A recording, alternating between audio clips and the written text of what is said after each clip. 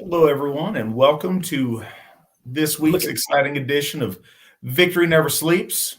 I am joined tonight once again by our Lawspeaker Allen Turnage for another episode of Adulting with Allen. Tonight, we're going to talk about mindfulness. But before we start, a couple of things. First off, big congratulations to the leadership in Baldershof District for a fantastic Freyfaxi. Last weekend, we celebrated Freyfaxi at Baldershof, and it was absolutely wonderful. A great time was had by everyone. It was a powerful weekend. And I'm appreciative of everyone out that way's hospitality and the amazing job they do in taking care of that spectacular Hof to Shining Lord Balder.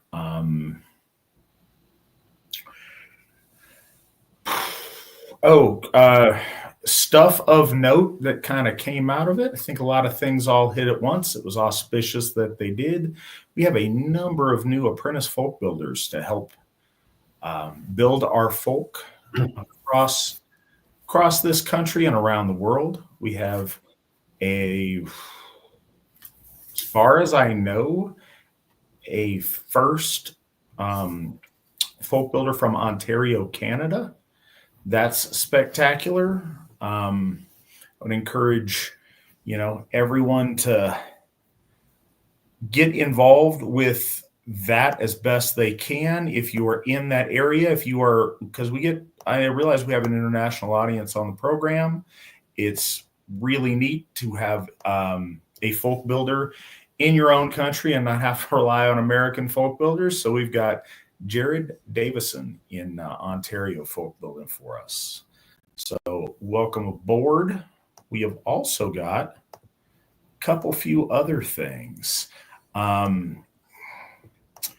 We have a new folk builder in Wisconsin. Sorry, I'm managing a bunch of computer stuff on my end. I apologize.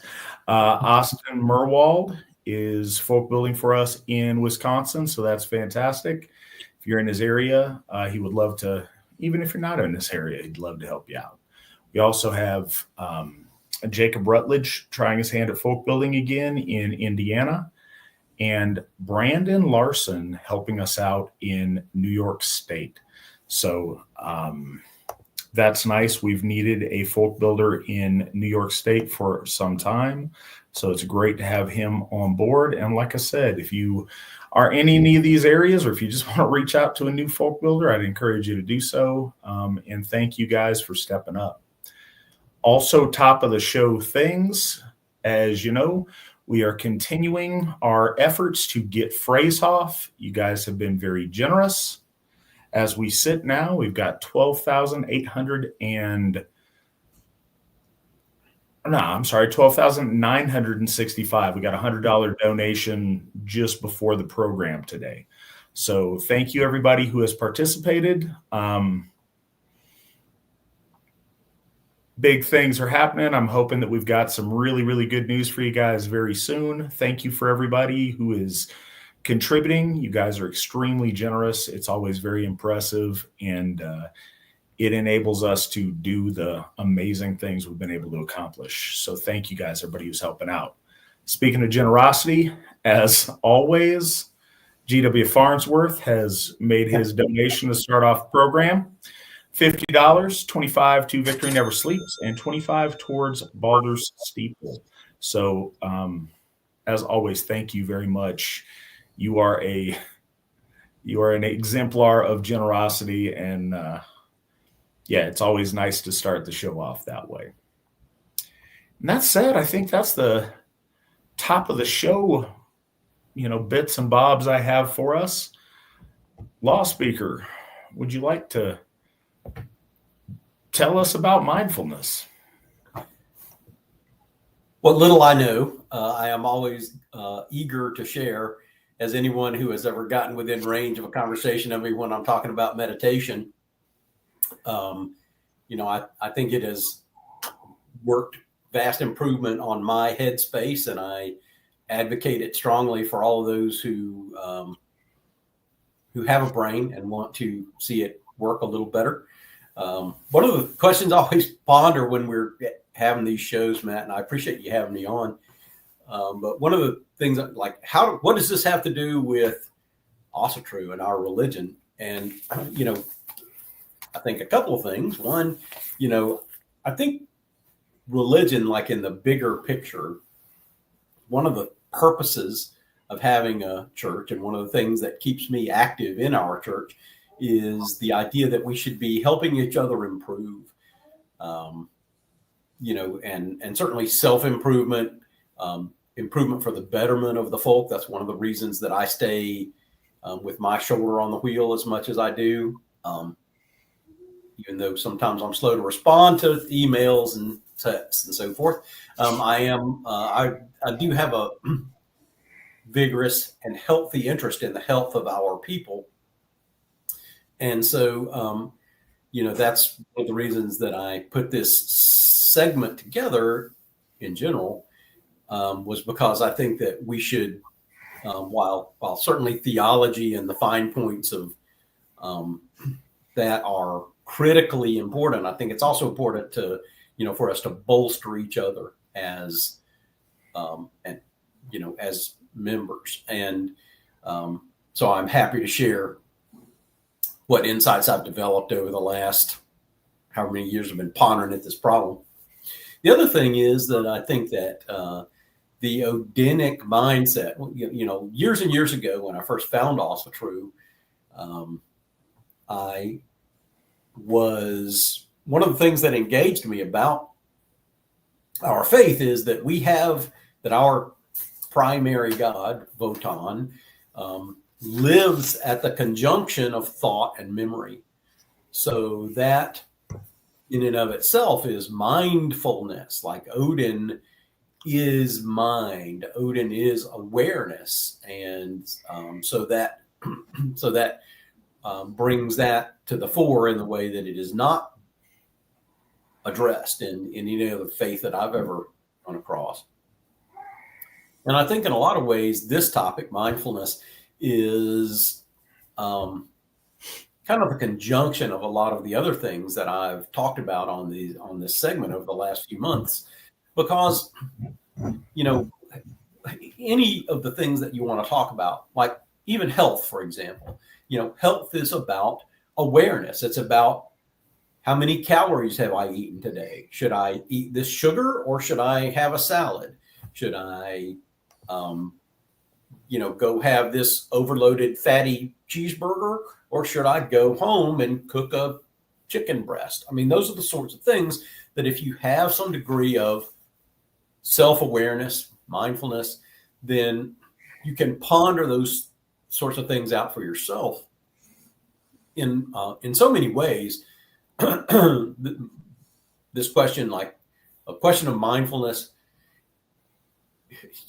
fits in with a lot of the other things that we do in Asatru, because there's no line between this and that. It's kind of a process that you have to engage in, and by having self-awareness, and by actually being engaged in your life, then you can ponder these questions out as you go.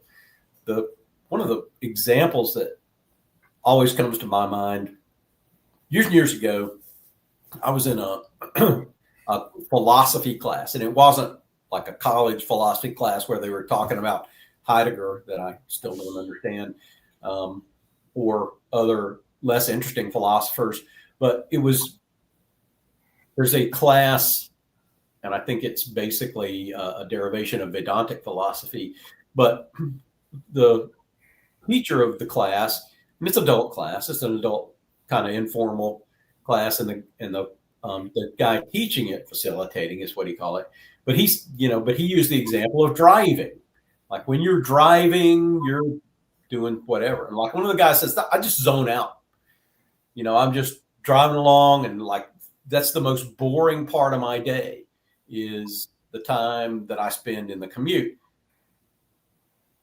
which irritated me on two levels. Number one, you should never turn your brain off like that. Number two, he's that guy daydreaming when the light turns green and sitting there for 3 or 4 seconds while the rest of the line is waiting to go. Or he's driving along at 72 miles an hour in the passing lane, while the rest of us are late to food pantry. And all those are the kinds of things and it's fine if you want. Sorry, and Matt, you've ridden with me, so I'm a veteran road rager, and and it's fine if you want to drive slow. That is certainly an approach to driving in a vehicle. But just not on the same road as Alan. You can be on the same road, but just be in the correct lane. Okay, if you're going to drive slow, drive in the slow lane. Okay, don't make me bright my lights and honk my horn for you to get out of the passing lane. Okay, that's just being unmindful of the fact that there are other people who have a different approach to driving. On that note, I saw a guy.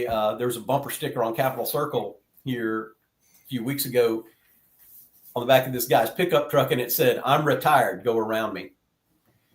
And bully for him. At least he's cognizant of the fact that he is not in a hurry, and you're not going to make him get in a hurry.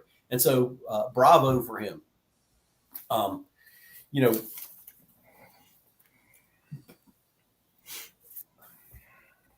I wish now that I had sourced the quote, but it was either Aristotle or Marcus Aurelius or one of the Greeks who wrote the stuff that I think the Teutonic tribes were thinking. Although, there were Greeks, the pre-Socratics, who thought that writing was an improper advance because, if you wrote stuff down, it weakened your mind. You were less likely to memorize things if you wrote it down. And there's something to that. But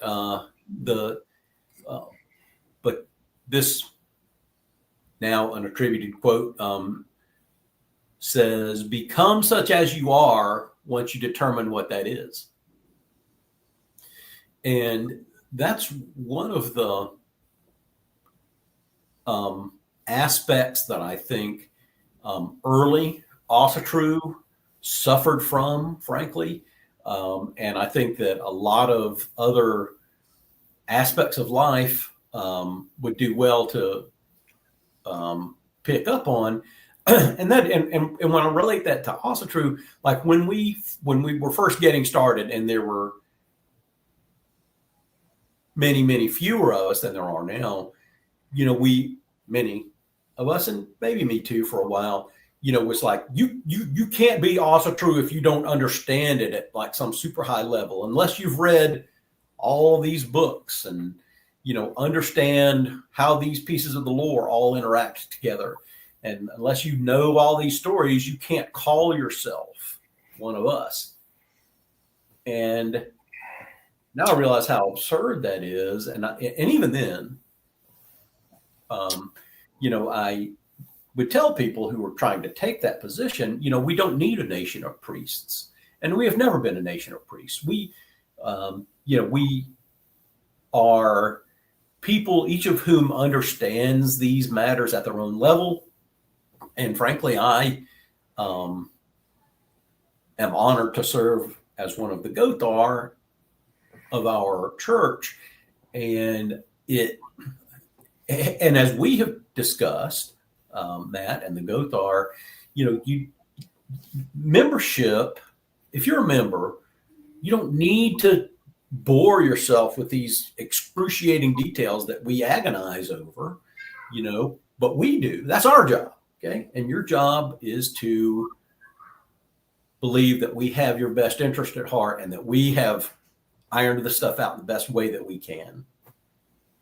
If I could interject super quick, the Greek who said that was Pindar, a lyrical poet who composed victory songs for athletes. Oh, cool. So that's good. I appreciate you saying that. And now I'll have to go run upstairs and write that where I have that quote written down. But certainly the victory aspect of it, that's great that he was one of us, an area in body and spirit. And I'm no athlete. I'm not a weightlifter. I'm not a bodybuilder, but on those questions, I absolutely would defer to those who have that expertise. I'm not a plumber. I hire those things done. I know the stuff that I know, and I know that I don't know the other stuff. I've tried to expunge the Dunning-Kruger effect from my legacy. So then in the rest of it, right? One of the videos that I've watched, and again, I've saved you from hours and hours of watching videos about mindfulness, perhaps, or maybe I could encourage you to watch hours and hours of video about mindfulness, because it's like a lot of other things. It's one of those. It's a topic that you can't say it is one thing and not another. It's a way of being. It's a process of being. And one of the groups that has studied this in some degree is they have come out with, they have distilled in their manner of thinking the idea of a healthy mind into 4 pillars. And the first of those pillars is awareness. So, and again, it's awareness of where you are when you're driving. It's awareness of, like, in an hour, I need to eat. So I need to gravitate my way into a place where there is some healthy food in an hour, so I don't have to stop at the first fast food place before I pass out from hunger. Not that any American is going to pass out from hunger. We could go a couple of days without food, as we talked about in the healthy eating aspect. But but having that awareness about where you are, and what is happening next, and what's coming tomorrow and next week. But the idea of awareness and mindfulness is often conjoined with the idea that the way that sports people, and even crafts people, writers, talk about being in the zone, and that's the sort of thing that is certainly is a Zen, mindful way of doing your thing. And there's absolutely nothing wrong with sitting and thinking, contemplating, meditating, and acting, but those are all different things. And if you do those things mindfully and think and take a mindful approach to your planning, you spend some time planning, you spend some time thinking, and then you can enact those plans and thoughts in a mindful way. And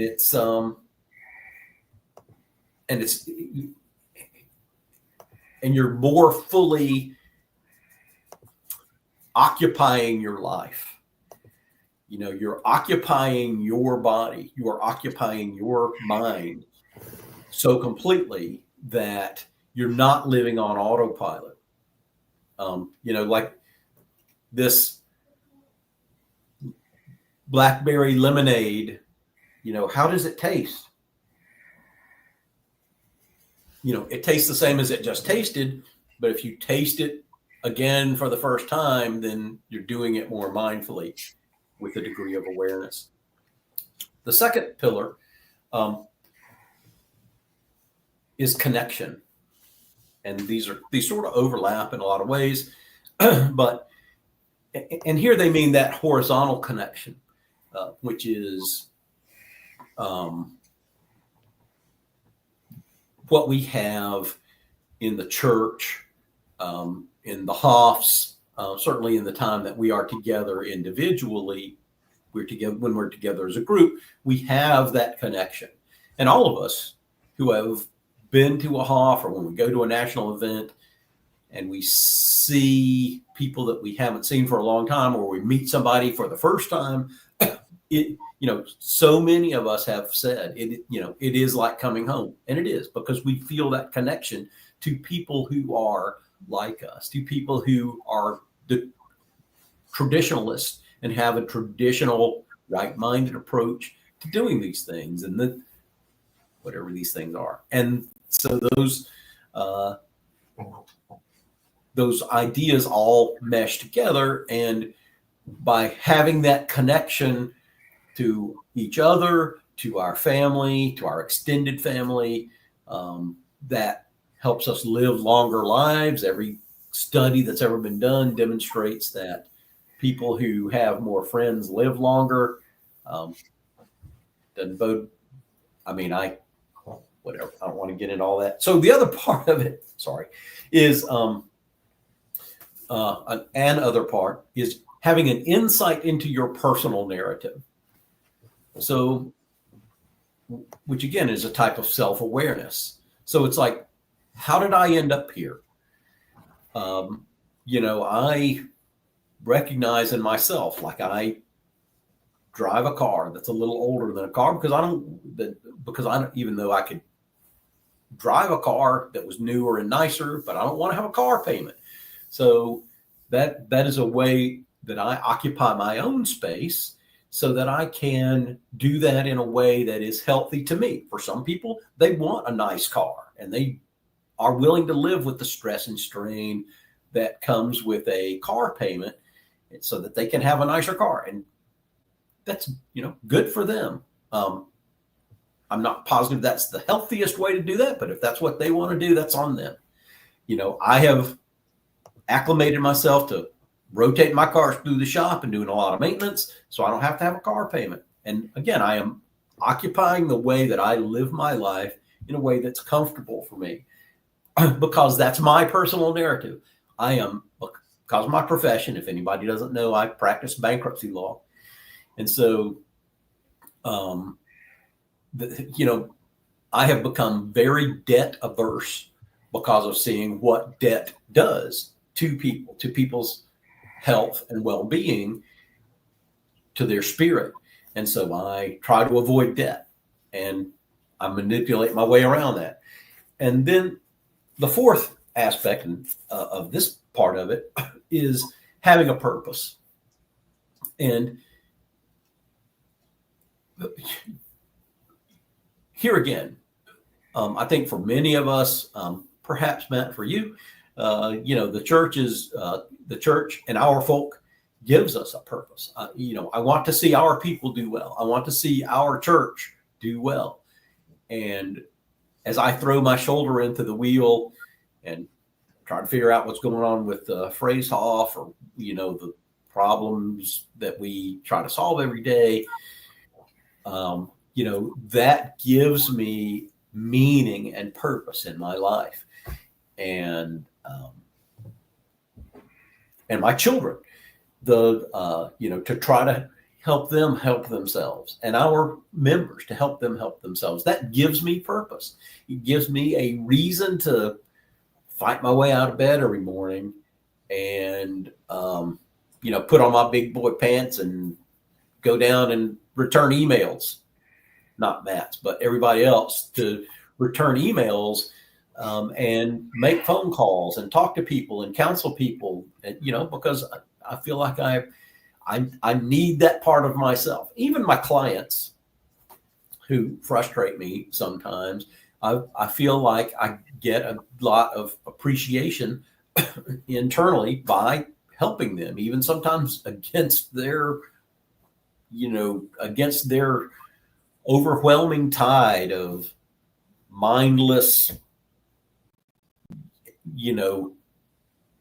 bad decision making. I managed to get them to a good result, and that helps me feel like I have purpose in my life. So I'll take a breath and let you throw some stuff in. Well, I was going to say I'm taking down notes, and first note, I am mindful that Ronald Blake donated $45 towards the Phrasehoff Fund, and we really appreciate that. Thank you so much for that, Ronald.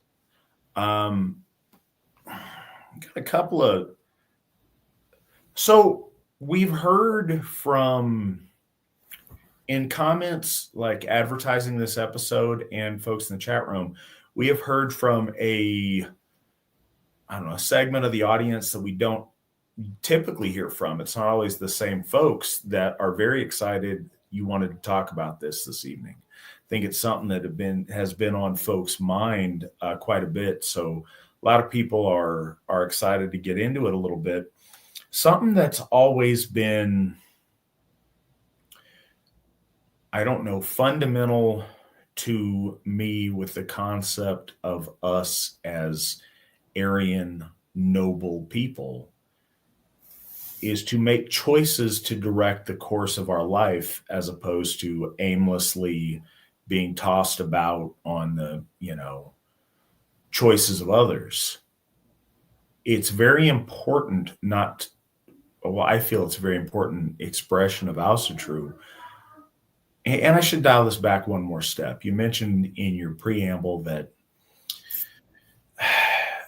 you think about how these topics relate to Asatru. And I think what bears repeating is, ad infinitum is that Asatru isn't like we go to church on Sunday thing. It is a holistic approach to living our life and to conducting ourselves as men and women. And this is key to so much of that. I think everyone, or a great many thinkers, have recognized the tendency for the great unwashed masses of mankind to just aimlessly wander through life subject to outside forces. And we've, created the NPC meme of these non-player characters that just kind of are automated about stuff that they do, and they don't live with intention. They don't live with purpose. Often I couple it with magic, but I shouldn't. I think any amount of spirituality is directly related proportionally to intentionality. If you're just happening to do the things you do because you're roped along to doing them because that's what the guy next to you is doing and whatever, that's not an intentional existence. And living intentionally is the key to your efficacy as an Aryan man or woman. And it builds up a spiritual might that you put into the horn when you make your offerings. If you do so with full intention, it is a powerful gift to the gods. If you're just touching the horn because dude next to you touched the horn and you're going over the lyrics to a Prince song in your head or something while you're supposed to be bloating, that's not intentional. And I think, when we talk about as Gothar how to do bloat, a lot of what we try to think about is the mechanics of keeping people focused and keeping their intention sharp. So I think it's very relevant to the Asatru practice. Also, the NPC thing, we believe in Asatru fundamentally, and this is something that separates us from, I would say separates us certainly from Christianity and also from Eastern faiths of, wanting to disappear into oneness. Our individual expression of ourselves, the heroic ideal of being a person of agency, is so crucial to all the things that we do. And you can't do that unless you are mindful. Now, there are plenty of, overt expressions of mindfulness, and I'm sure the Lawspeaker will get to, but as at a fundamental level, being aware of the things going on around you and consciously choosing your method of engagement with the life that you have before you. It's sad that that's a mark of distinction, but in today's world, it really is. And I think it's a really special one. And I think it is one that is available to all of us outside of all of the different situations we find ourselves in. There's a lot of opportunities that are afforded those who maybe are born into wealth, are particularly robust, are particularly bright, are particularly any number of things that are advantageous. Anyone at any state of what they're doing, barring comatose people or the severely retarded, are capable of recognizing where they are in relation to others, in relation to God, the gods, in relation to the world around them, and acting with purpose and with meaning within the days of their lives and within the abilities they have. That's the first step of the heroic ideal, is taking ownership of your behavior and choosing to live intentionally. And I think it really ties in a very important way. And the other thing I wanted to say on it, and I'll yield the floor, is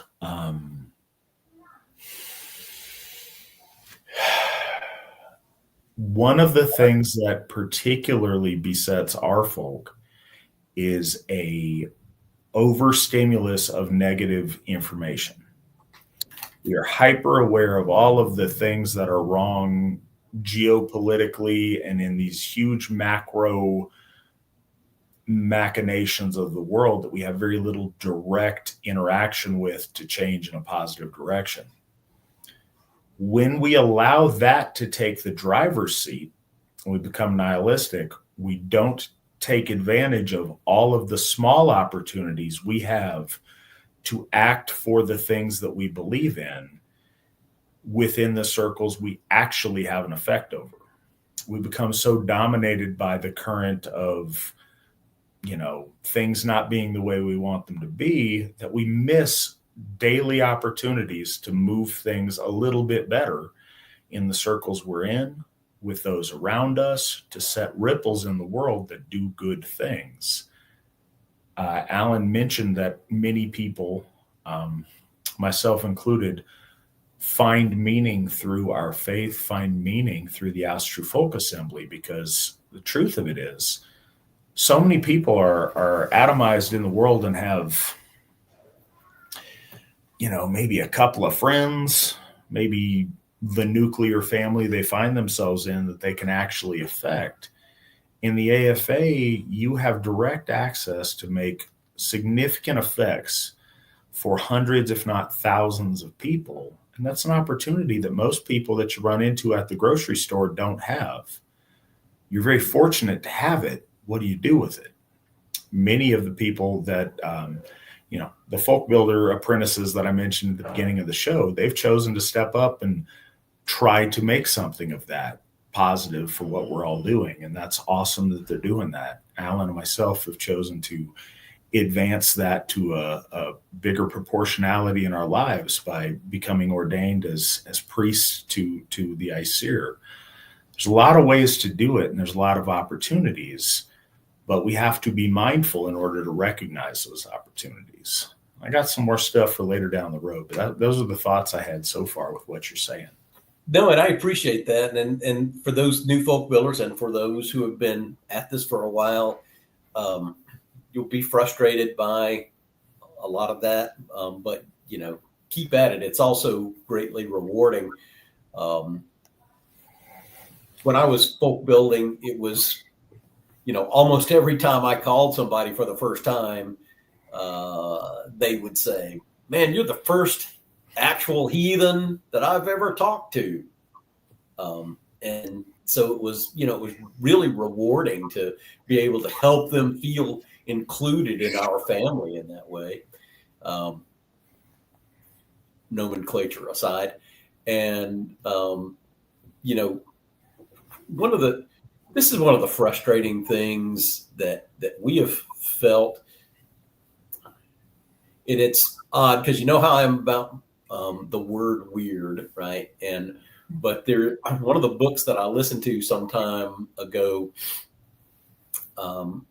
is titled "The Weirdest People in the World," and what they're talking, and weird in their nomenclature, it's all caps, and it stands for Western, Educated, Industrialized, something and democratic. So what they're talking about is the Western world, which has been fractionated by its exposure to Christianity and the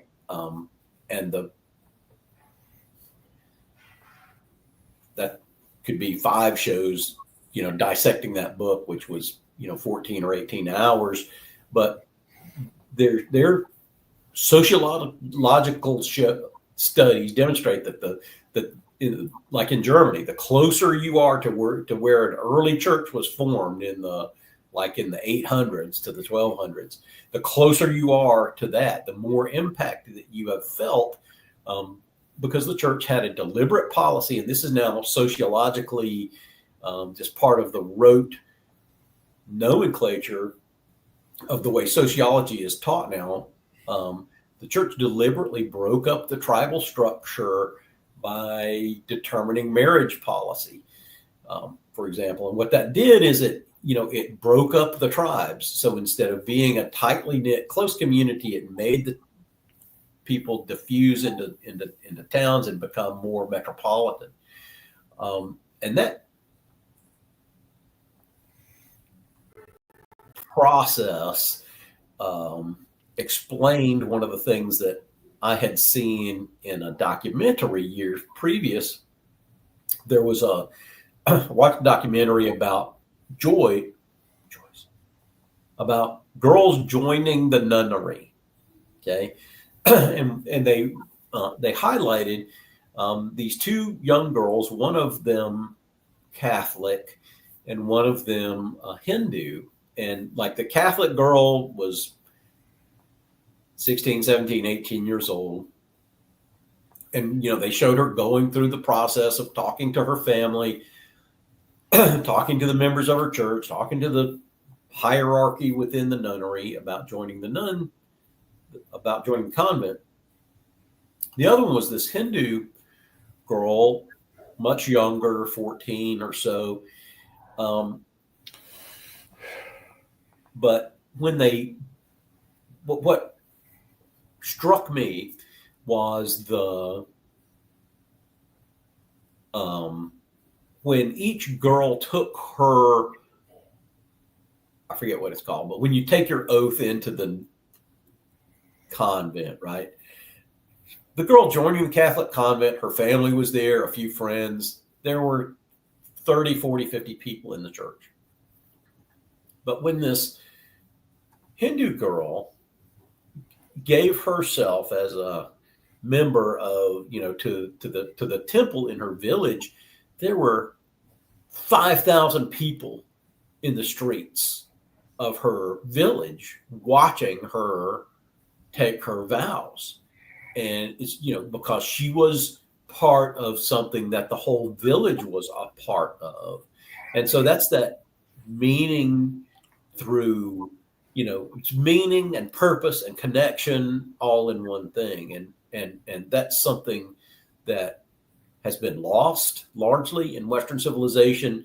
And we've been lied to about our purpose and about about what Western civilization is, as if we are some, I don't want to get too far down that tangent, but but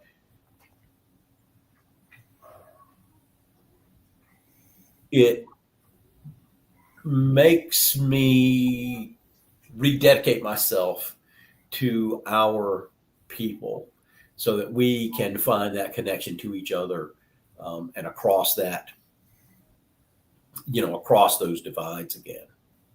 So I apologize for taking so long to make what maybe is sort of an obscure point.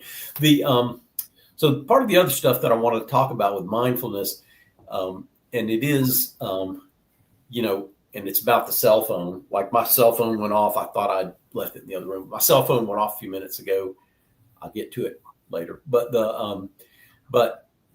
so if you watch the videos on mindfulness, right, one of the things that they talk about is having your phone with you all the time. This is something, first of all, that, has only been a thing.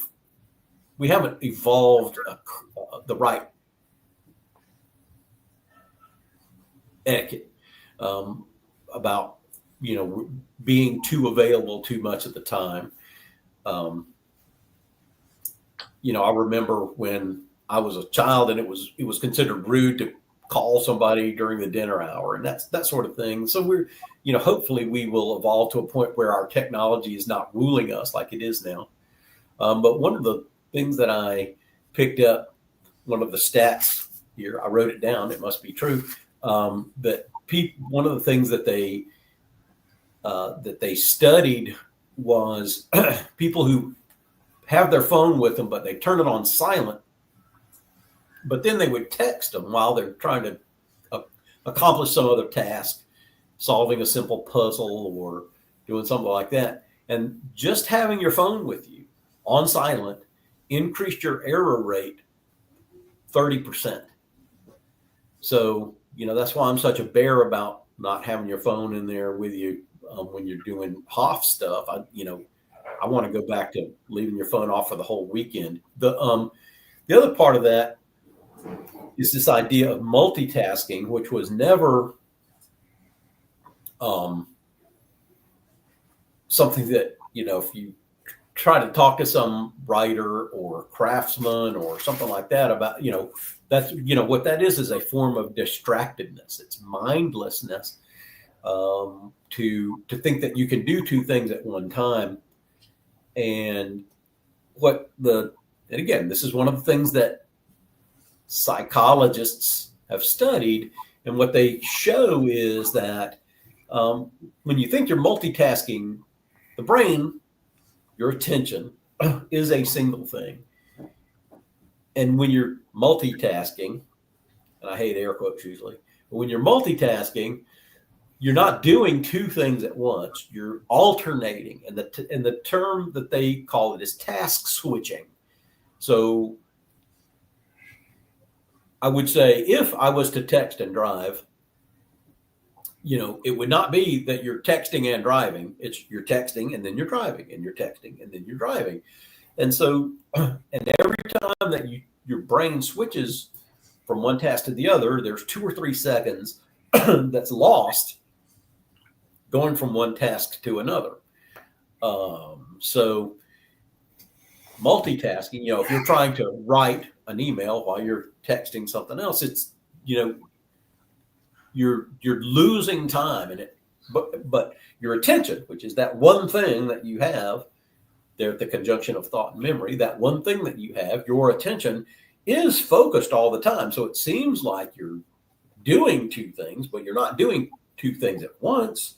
You're doing two things alternately, and your attention is being used all the time, but it's not being used in its most productive way when you're jumping back and forth like that. So, that sort of task switching is part of the modern era where we've come to think that the only way to, because that's the model that we're force fed in this modern computer over connected age, is that we have to be doing, we have to have a phone in each hand while we're, voice texting or whatever, that is so that we can maintain maximum productivity. And all that's just, it's just wrong-headed. And what that has led to is, again, this is a different study. When people are asked, where is their mind? Like, where are you right now? If you're waiting in line at the grocery store, or you're driving, or you're at work, or whatever you're doing, according to these studies, people are only occupying their space about 47% of the time. So what that says then is that the other 53% of the time, more than half the time, you're not in your own headspace. You're thinking about the future. You're regretting something about the past. And there's a time for that, don't get me wrong. but it's not 53% of the time. 88% of the time, you should be in your headspace. You should be where you are, doing what you're doing, being with your family. It hurts my soul to go out to a restaurant, as I did last weekend. I met a friend of mine for dinner, and I came out, and there's a family of 4 in the waiting area waiting to get seated, and each of them is on their own phone, doing their own thing. And, that's time that they will never have, and that they'll never have back. And they're spending it, somewhere far, far away with people who do not care about them.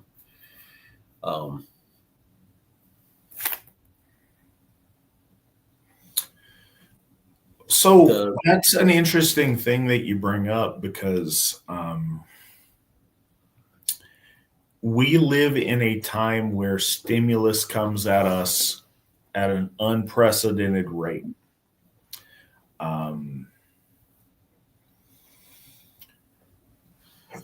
For good or for ill, we are bombarded with stimulus, most of us, from the moment we wake up until the moment we put our head down to sleep, if not after that. And there's a lot of information coming in, and it becomes one of the challenges of the modern age is to maintain focus, or to be able to, and as Alan kind of rightly points out, your brain doesn't really multitask. It bounces back and forth quickly between different tasks. But the more of those you stack and in the closer proximity, the more your ability to handle them begins to degrade. So if you find yourself, and I often find myself there, to where you are attached to your phone and attached to your computer and attached to things, you have to, and this is also part of mindfulness, you have to build in time to take a break and be mindful. And that's would have gone without saying in our ancestors' day, and it's not what a lot of us face as our reality. So having to make a special point of not doing those things is something that we should seriously consider.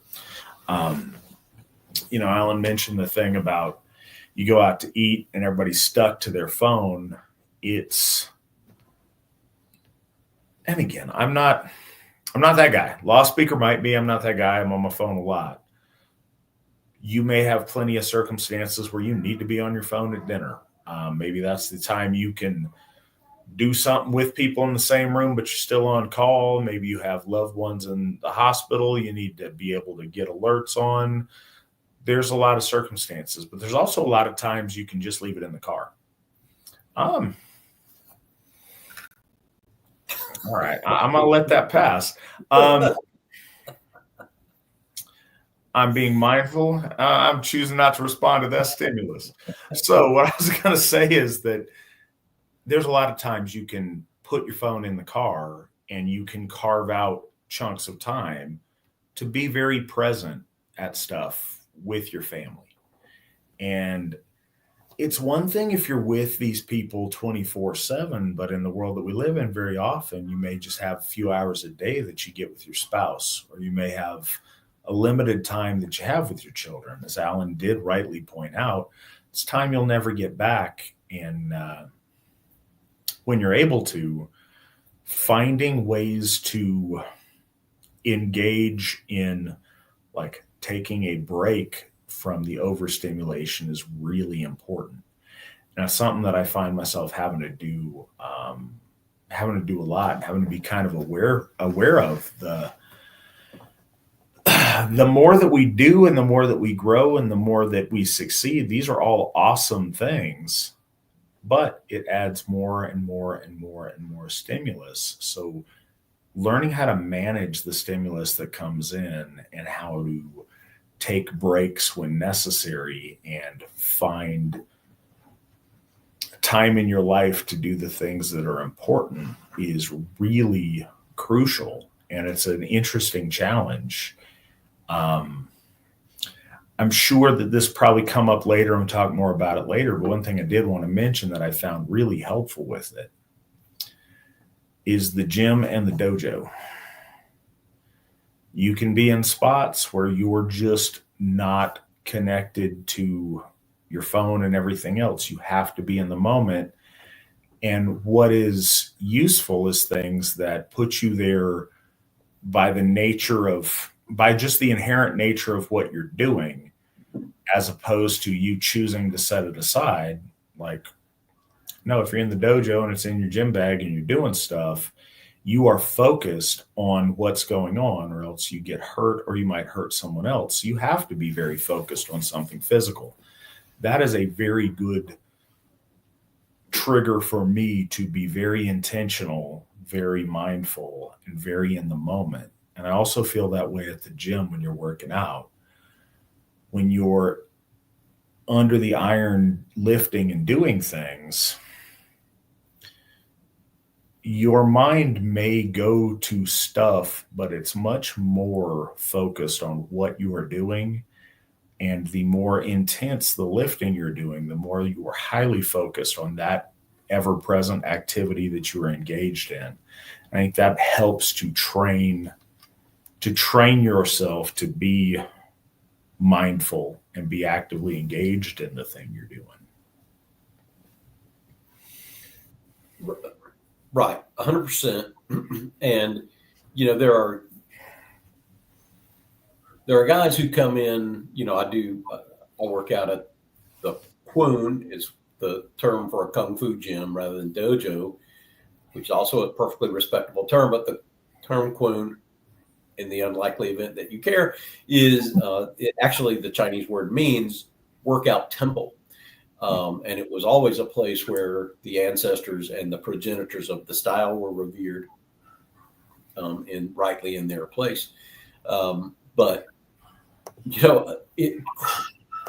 it makes me cringe to have those guys in there, and and they're working out and touching hands and doing their stuff, and their phone rings and they go answer the phone. I'm like, and with the rare exceptions that you mentioned, like if you have a loved one who is in the ICU, or if you're a heart surgeon who may be called away at an instant's notice for a life-saving procedure, then yes, you should have your phone with you. But for all the rest of us, all the time, although Matt, I know you run the AFA through your phone, and that is a wonderful sacrifice that you make to so that we can all keep our shoulders to the wheel in our own way. And I know that it is a lot of satisfaction and frustration for you to have to do all of that all the time. And although I gently poke fun at you occasionally for having to do that, I recognize that you do it in a purposeful way. So thank you for being mindful of that. No, I appreciate you saying so. Something I was gonna mention too that I try to figure out ways to deal with. I thought about this the other day. I am constantly connected to my phone, but I had to turn off my notifications, or else it would just not stop. Right. So I have to do these little frequent check-ins to kind of make sure I'm not missing something, but the notification's not stopping. Now, one thing I do want to stress that as Gothar, we try to do. One of those things that we try to do is to be available for our folk when emergencies happen and stuff. So we try to plan coverage when we're not able to be by our phone. We try to rotate that around and do different things to manage that. Because I do realize there's some people that are attached, and there was a time that was managed through like beepers. I say this theoretically, not personally, or I'm aware it's a thing. But when you had people and you had like a beeper, it was less than, oh, I'm getting this message. Oh, perhaps it's a member in distress. But wait, look, there's this funny reel. What's this guy doing? That's crazy. Look, There's a puppy. What's the puppy doing? Oh, look how cute he is. Oh, the next thing you know, you're completely off on that. And I'm being silly, but not that silly. We see the stuff pop up and you click on it and you get lost in it. And that's hard enough just when you're doing normal stuff. One thing that I hate, women, you guys know you do this. Don't hate women. Don't get it twisted. There's a fuller thought here, but they have a tendency to justified though. Hey, what are you thinking? What's on your mind? What's going on? Nothing. Truth is one of our virtues. So this is a preamble to set this up. I enforce that rigorously at my home. We don't do that. So when somebody asks, hey, what are you thinking about? Where are you or whatever, if you're zoning off and looking off in the distance, I make real sure I give an honest answer to it all the time. And it leads to really strange things, especially when you articulate them out loud. I remember one time Mandy and I were driving. She's like, Matt, what are you doing? You're just like gazing off into space. You're not paying attention. What are you doing? I'm like, I'm training my imaginary baby bear. That's the whole process in my head about this whole fictitious situation. And so I think if I ever asked you that and that was your answer, I would never ask you again. That would be a way of life. I will never have to know. It's a valid option. These are the things. There is also something that I wanted to mention, though, while we're on that. Really, I want to say really special, perhaps valuable. We have an ability to imagine and be creative in our minds.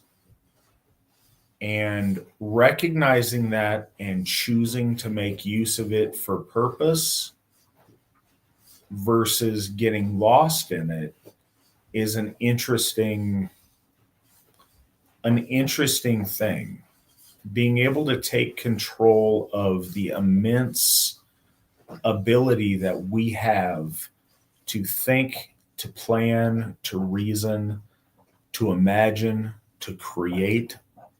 All of those things are really special, and finding an ability to harness them intentionally with mindfulness is a very potent part of being human, a very potent part of being Aryan. I don't know how it displays in other varieties of earth fauna, but I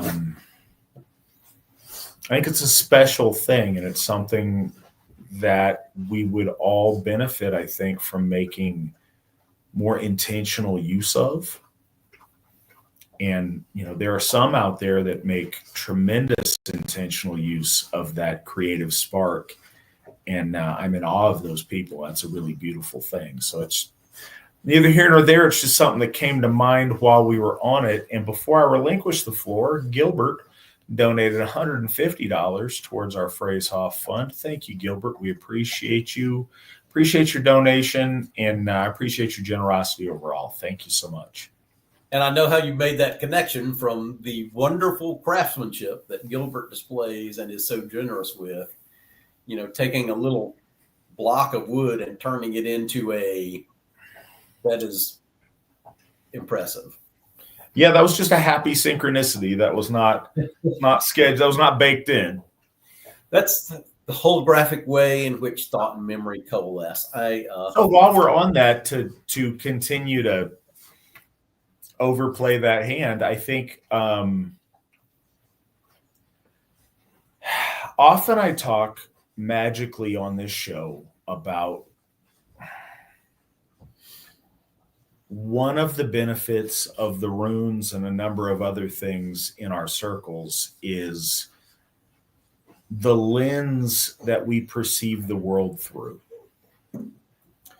When our head is in a spiritual place and we're in a place of mindfulness, we notice and we pick up on those special, perhaps weird little synchronicities and points of connectivity that bind us together as folk, as friends, as family, but that bind us also with our gods, with Asatru, with our AFA family in the things that we're doing. When we're in the moment and we are mindful, we can see these subtle currents in earth. We can see, the weave in the tapestry, and we can make note of it, and we can, manipulate has a bad connotation. We can make wise use of it. We can recognize the beauty of it. And we miss out on a lot of that when we're filtering information in an automatic way as opposed to an intentional way. Sleepwalking our way through life. And it's funny how these synchronicities work themselves out. My interest in Monty Python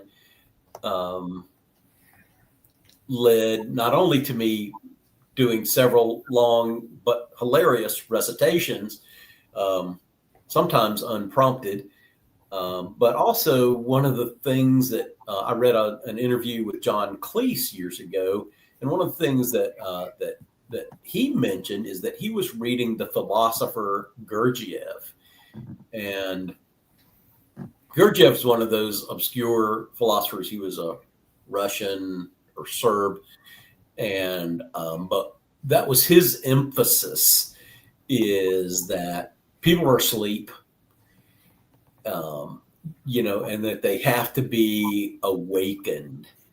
And, and honestly, for a long time after reading, yes, I do sometimes say me, and I love shrubbery. But the two shrubberies with a little path. After reading Gurdjieff, again, very difficult to understand. But one of the things that I did was I thought that, like, if I was gruff, if I was, kind of that scowling, and back in those days, we didn't have this black pill thing, but that was kind of the thing, like, I'm going to present myself as aggressively as possible in order to try to jolt these people into some kind of awareness. But what I've learned, these many years later, is that really happiness is the best way to bring people out, right? Like, I stopped by Aldi on my way home today, and I had like a 4-minute conversation with the checker at Aldi, and you could, he's just, how you doing? Right, ringing stuff through the dinger, and but I just engaged him in a way that I could just tell it made him happy, and it made his day a little better. It made my day better, because we talked, whatever it was, it made it made our day shine a little better. And and I think I've said it on this show before, but I'll say it again now. I think we need to move into like a post-ironic means of conducting ourselves, and irony or ennui is that, that sort of that holdover of, the posh put on that, we're too cool for this world and all that sort of stuff. But that's all just total fabrication. We are here to engage with and bolster each other in that way. And by doing that at every opportunity, when I picked up the pizzas from Domino's, whatever, there's a way to do that. And there's a way to stand glumly in the corner, scrolling through your phone, looking for a cat video to put a thumbs up to, that that it erodes your humanity to do that. And every time you do that, you're a little bit less of a human, I think. Yeah, I think that earlier I was talking about like the tremendous power our minds have to do different things. One of those is to delude ourselves. We have a lot of tools at our disposal now to compensate for lack of social skill by artificially engaging in social things on social media that in a way alleviates the ennui, as it were, of not being able to engage socially and feeling isolated. It's nice that we have that solve if that's what we struggle with, but it's very easy to get lost in that and to live a virtual existence as opposed to a real existence. And I think that, many of us have, through the circumstances of, I don't know, last few years we live in, I keep going back to 2020 and the COVID lockdowns and social effects that they have when we deal with younger people. At my stage in life, in my mid 40s, doesn't feel like that was 5 years ago, but it was. But for people who were coming of age in that time or developing their social skills in that time, they have a significant obstacle to overcome that the rest of us didn't have to deal with when we were developing those skills. I think it's really apparent.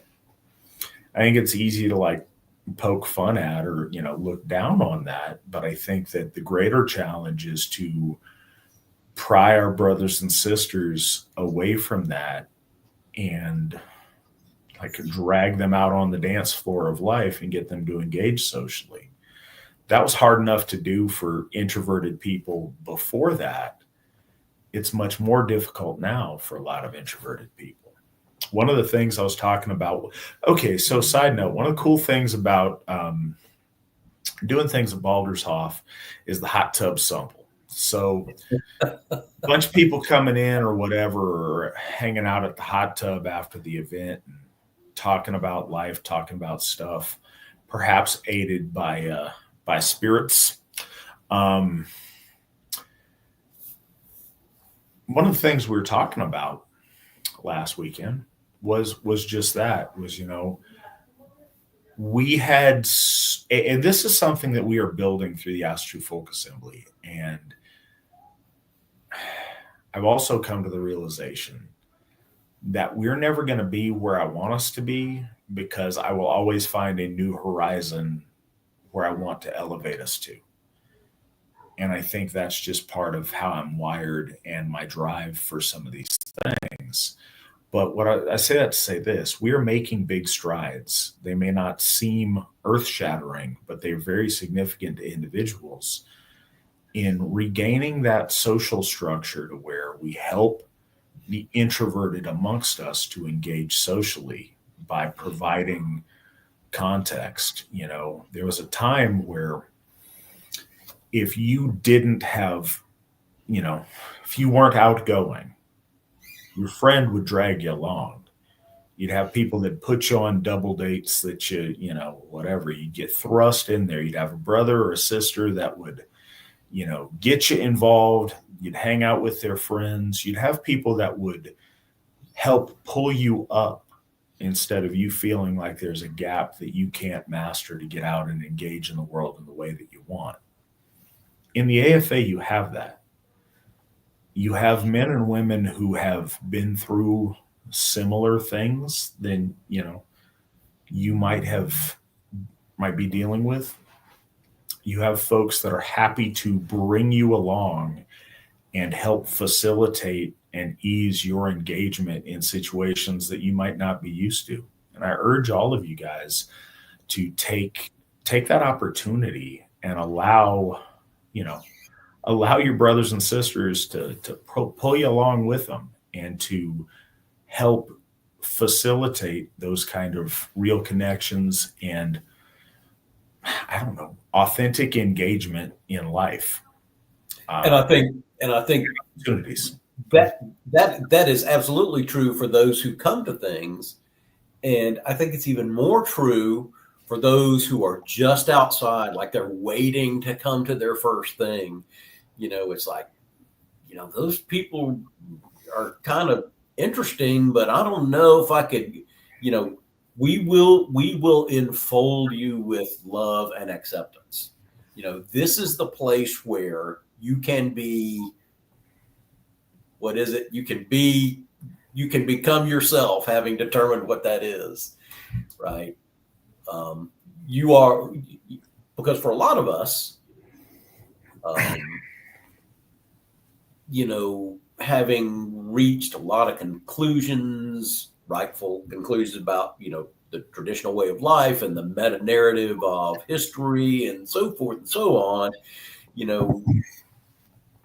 this is where we are, right? This is the religion of those who have found their way across the wide gulf of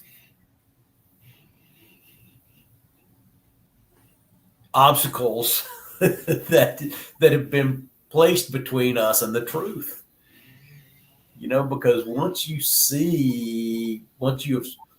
I wish I could remember the brand of sunglasses that Rowdy Roddy Piper gets, I need to look that up, in They Live. And once you've seen that advertising is just a way to suck your soul out of your body, and, bring you into corporate obedience. There's a show that there's a YouTube channel that I've watched with some, and I can't remember exactly what it's called, but it's like the medieval lifestyle or something like that. And that medieval peasants were freer and happier than we are now. Than they worked 15, 20 hours a week and paid like 10% of their total net income was taxation. And they lived close, in close proximity to their closest friends and family. And we think we're free working 60 hours a week and paying a 60% tax rate. It's just, and yeah, we have better stuff. There's air conditioning and internet, but man, there's a lot to be said for. And I've been listening to a book about the Amish lifestyle, right? And like, it's the same thing. They have a 90% recidivism rate, or whatever, like one of the things about their culture is like when you start to come of age, when you're 25 or whatever, they kick you out for a year. You have to go see the world. And they call it like Rumspringa or something like that, because they use a lot of Swedish words because they're from Sweden. And but 90% of them come back because they're enfolded in in their close friends and family. Their suicide rate is 70% lower than the suicide rate in the rest of the culture. I think that says something about having a simpler, slower paced lifestyle where you have close friends and family all around you all the time. And you have those connections like we're talking about. And that's honestly what we're trying to do in the AFA. I mean, that's the way I see this, and one of the reasons I'm really willing to throw myself at it like I have. I certainly feel it. I know you do, Matt. I do. I want to throw out this caveat. One of the things, and this is something I really believe, it's why my family and I are going to move to Sigerham in Jackson County, Tennessee. There is a beauty to having that home base of people that genuinely care about you, that you can share meaningful experience with, and that you can have the thews that tied together traditional community that have been lost to most of our countrymen, whatever country you were watching this in. That matters and is huge. And the thing that I would say, as a point of variance with the Amish, they get there and stay there. I think it's really valuable to have a home base from which to operate from, to be a force in the world around you.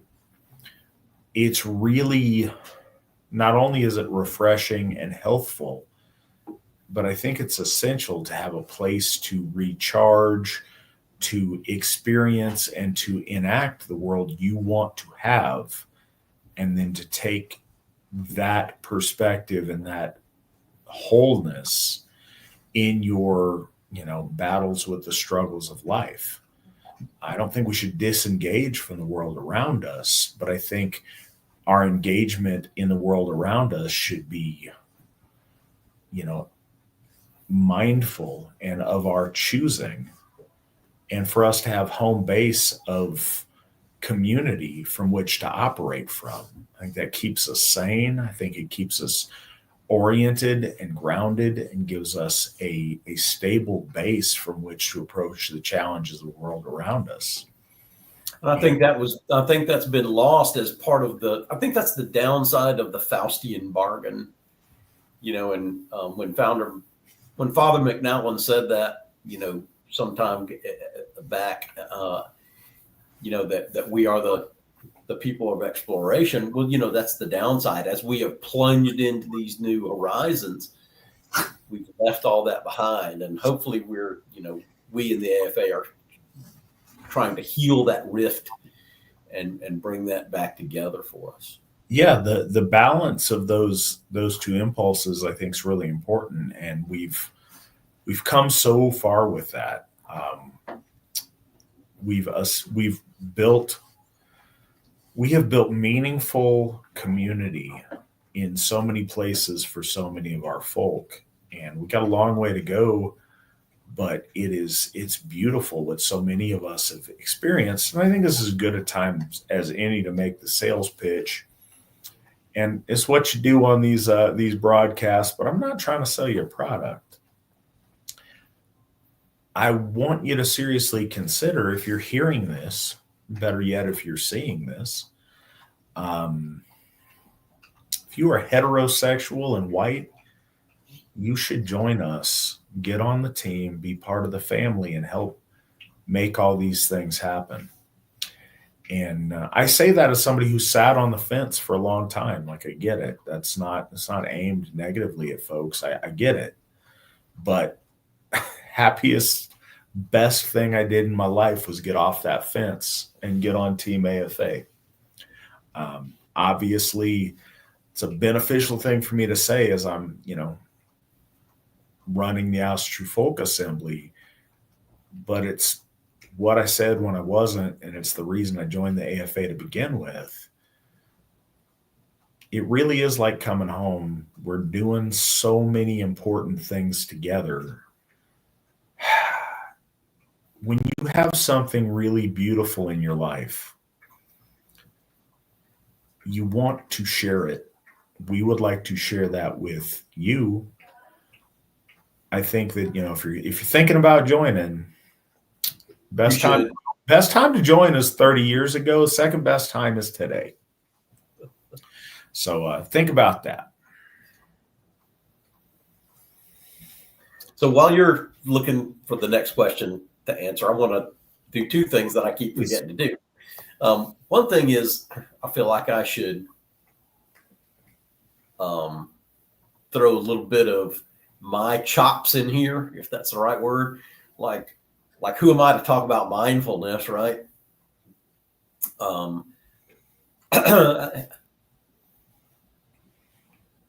In 2010, I took a Kundalini teacher's training course. One of the requirements of that course was to meditate every day for the 6-week course. It wasn't 6 weeks. It was 6 months spread out over 6 weeks at a time. That's how it went. And by the time I had finished that training course, I was in a meditation habit. And I've meditated almost every day since then. And I can tell you that it is a fundamental shift in the way that your mind works. And I think what it does, and this is why, like when Matt's talking about the overstimulation, this is a way to bring that gain down, right? It's like turning the lights down and coming to a still place so that then everything else is new and refreshed. And so, I feel like by having engaged in this practice and in the Kung Fu and Tai Chi that I've done for even longer than that, albeit with a long gap in between while I was raising kids, I feel like I do have at least some perspective on having lived 2010, having lived 50 years of my life without this practice, and then the last 15 years with it. And I can tell you that being in a mindful, meditative place is a better place to be. There's just, that's just the simple way to say it. The other thing I want to do is, because I will forget if I don't, is but I'm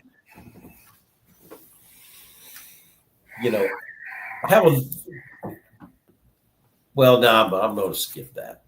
What I do want to say though is that when you're talking about having your cell phone and the way that it sucks people out of their life, one of the things to recognize is that Meta and X and TikTok and all that stuff, they have teams of psychiatrists who are, manipulating their data. They're manipulating their websites. They are because it's the shorthand way of that I've saw it was that you are the product. It's your eyes that it's your attention that they bring to their advertiser. It's free to you, but it costs you your soul because that's they what color blue will be the exact thing that will make people most likely to stay on this site for 62 seconds instead of 38. And those are the kinds of questions that they have high paid people doing big studies to try to suck your brain out of your head. So when I talk about this being a soul bifurcation device, I don't mean that entirely metaphorically. Sorry, that's today's rant, sponsored by Luddites for America. So, and this goes to that. As you can tell, Alan and I have a mostly playful feud about like phone usage and stuff. What I think is a really important message on today's mindfulness, and I'll get into questions directly after this, but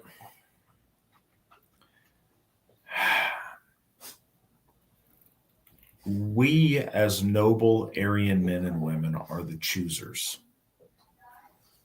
Don't get sucked in because you fell for the tricks. Engage because you want to. If it is an expression of your will that you want to spend the next 3 hours looking at cat videos, go for it. Share them if they're cool. But do that because it's your choice, not because it's something that you've been sedated into, like falling into. We talked about this, I've said this a number of times. We always have new listeners, and as I age, you guys are going to have to bear with me more and more with my old man stories that I repeat. When I was running security with the bouncers, I tell the new guys, like, I'm down. Like, if you want to go pick a fight with people or whatever you want to do, okay, I got you. But don't stumble into one because you're stupid. If you have a situation that you choose to engage in, all right. But if you fall into something because you're dumb and now I've got to bail you out of it, that's an abdication of your job. We don't want to spend our lives counterpunching or being at the whim of other things.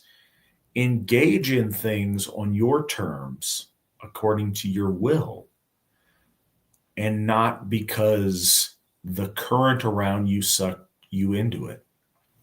And that goes for a lot of different things. It goes for the doom scrolling. It goes for, stupid social media things on your phone.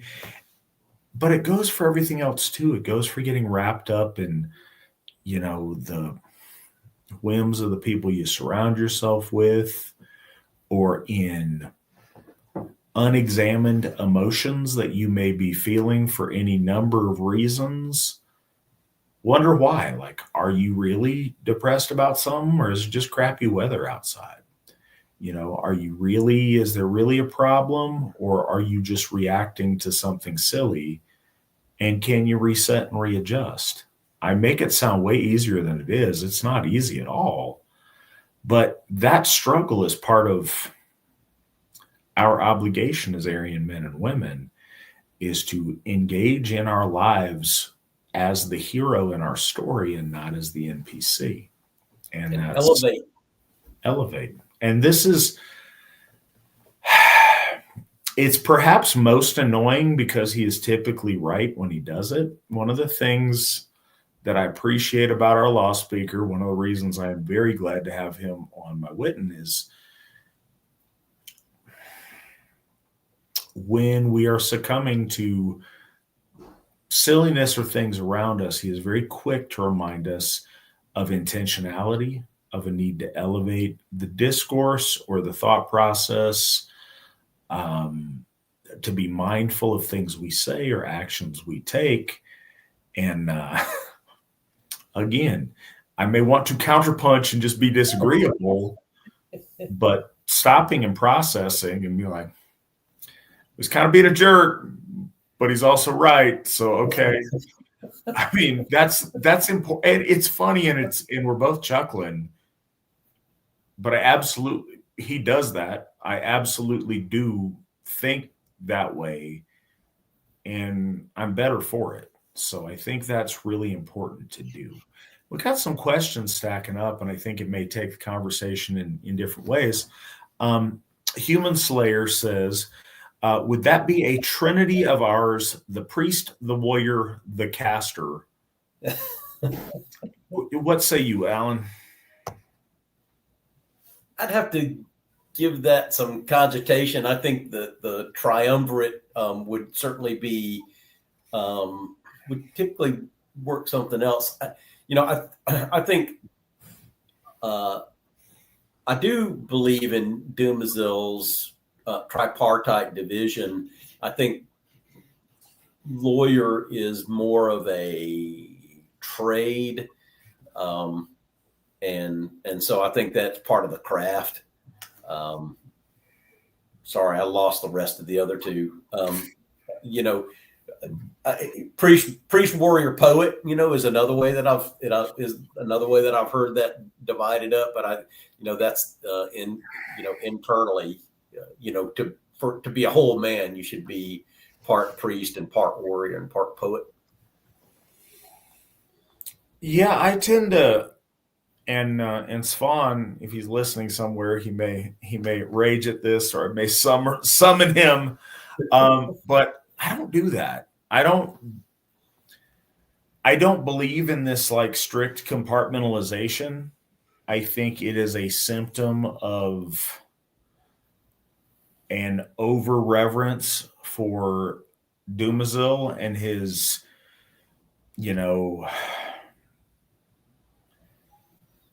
well conceived. So it's a tool to help understand things, and I think that it speaks of a generality that's often the case, but I don't think we're limited to that.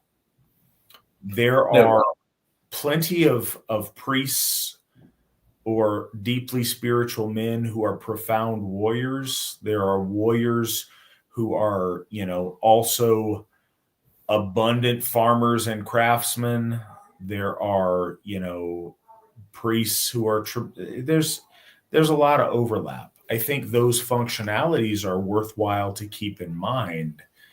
But I don't think that's the case. And it was interesting because I've never seen it expressed in priest, warrior, and caster as if like Dungeons and Dragons classes. I don't think that's caster.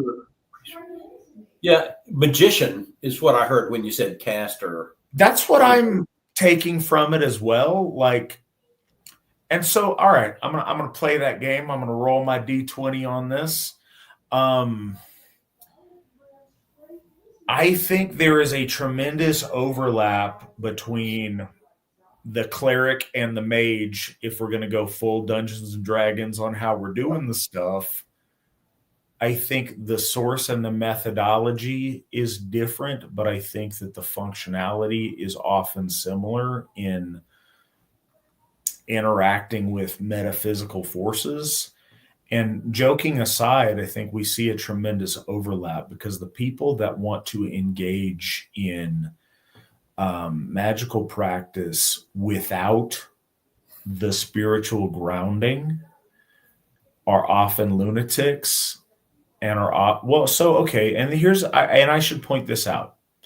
There are lunatics that are tremendously magically potent because the line between divinely touched and crazy is paper thin and frequently traversed back and forth across sometimes.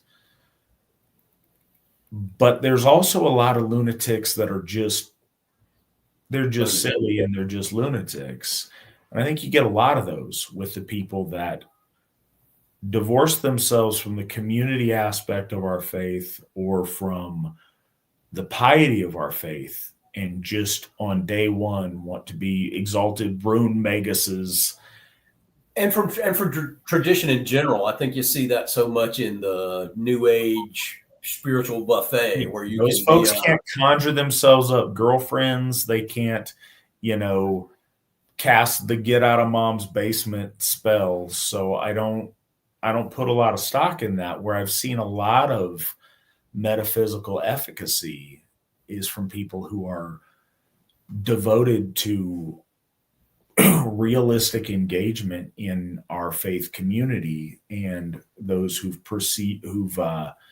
chosen to become Gothar. They have magical efficacy both through invoking or asking of the divine, but also through their own spiritual potency. But they're grounded, they're based, as the kids would say, in something authentic. I've often said that magical things are like frosting. They accent a really good cake, but they're not the cake in and of themselves. You can't just have frosting. I suppose the fatties can, but in general, like it's not just about the frosting. You frost a cake. If you don't have your life in order and you're not oriented towards the gods in a meaningful way, then all the hocus pocus stuff really lacks gravitas. And I think if your life is not in order, you cannot bring order to the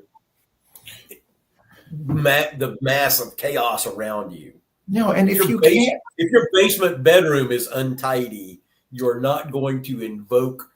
If you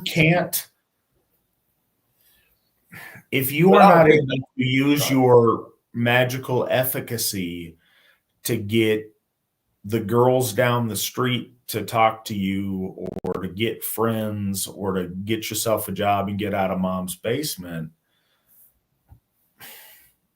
I don't think you're fooling the greater powers on the other side of the veil that you're trying to interact with I think it's just delusion and Maya. Alan, I believe you said before that you practice meditation. Can you speak on meditation in an Asatru context? Can Galder meditation increase mindfulness? Says Spear of Votan. Spear of Votan, yes. I have taught and would be willing to teach, and especially now that I'm entering quasi-retirement, I would be happy to teach. I would be happy to teach my meditation class, which Matt has suffered through. And I would be happy to bring that to you, do it over a weekend. I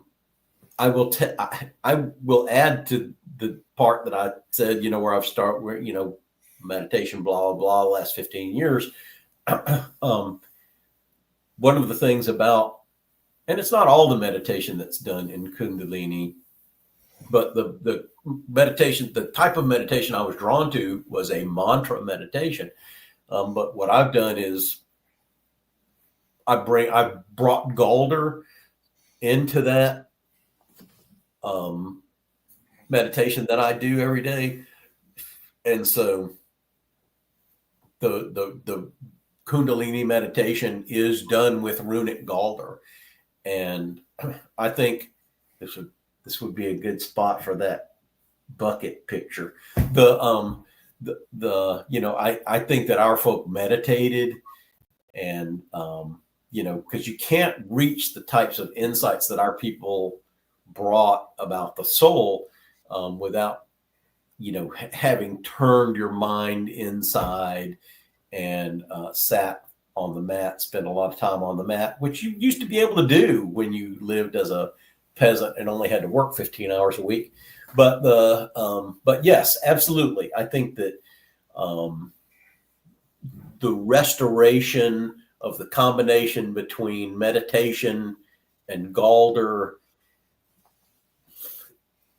is here. I mean, I'm trying to do it.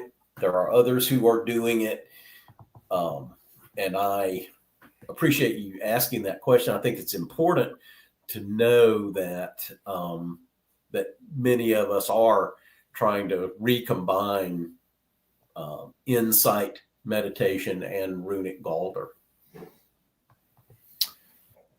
Yeah, I'd say this on, okay, pause, because I forgot to mention it earlier and I don't want to forget again.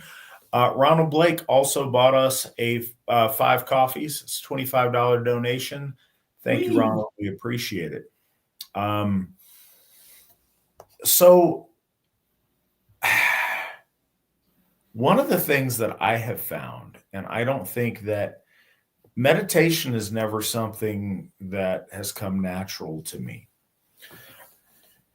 It's very hard for me to banish all the just thoughts of logistics and business and everything else going around and songs that get stuck in my head and whatever else. It's hard for me to consistently keep that at bay. And what I found is very helpful is Galder in meditation. Galder allows me to start with a focus on an intonation of something that's inherently spiritual, that puts me in a spiritual place, that directs me towards whatever intentionality has caused me to meditate. By intoning that sound, sure there's a better word, but in a way hypnotize myself to the purpose of what we're doing. And as my body, as my brain rises and falls with that intonation repetitively, eventually, if I do it right, something takes over to where, and bifurcate in a good sense of the word, all of my automatic senses keep that noise going. And I notice that my mind and myself separates. I'm not really making the noise anymore. I've turned the noise on in my body and it's making the sound.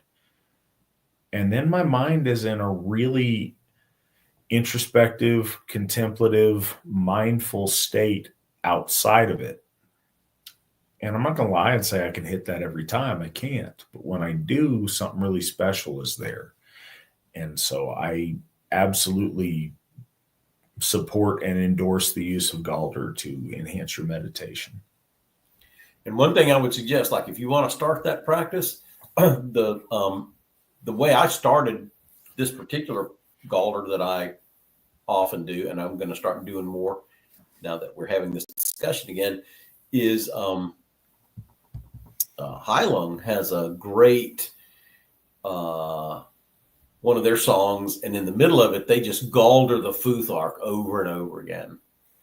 And, that got me on the spot, and that got me on the spot where that taught me that that's something I should do. And that's, so sometimes like if I'm getting ready in the morning and some Britney Spears lyric or whatever starts coming into my head, I'll start doing the Futhark.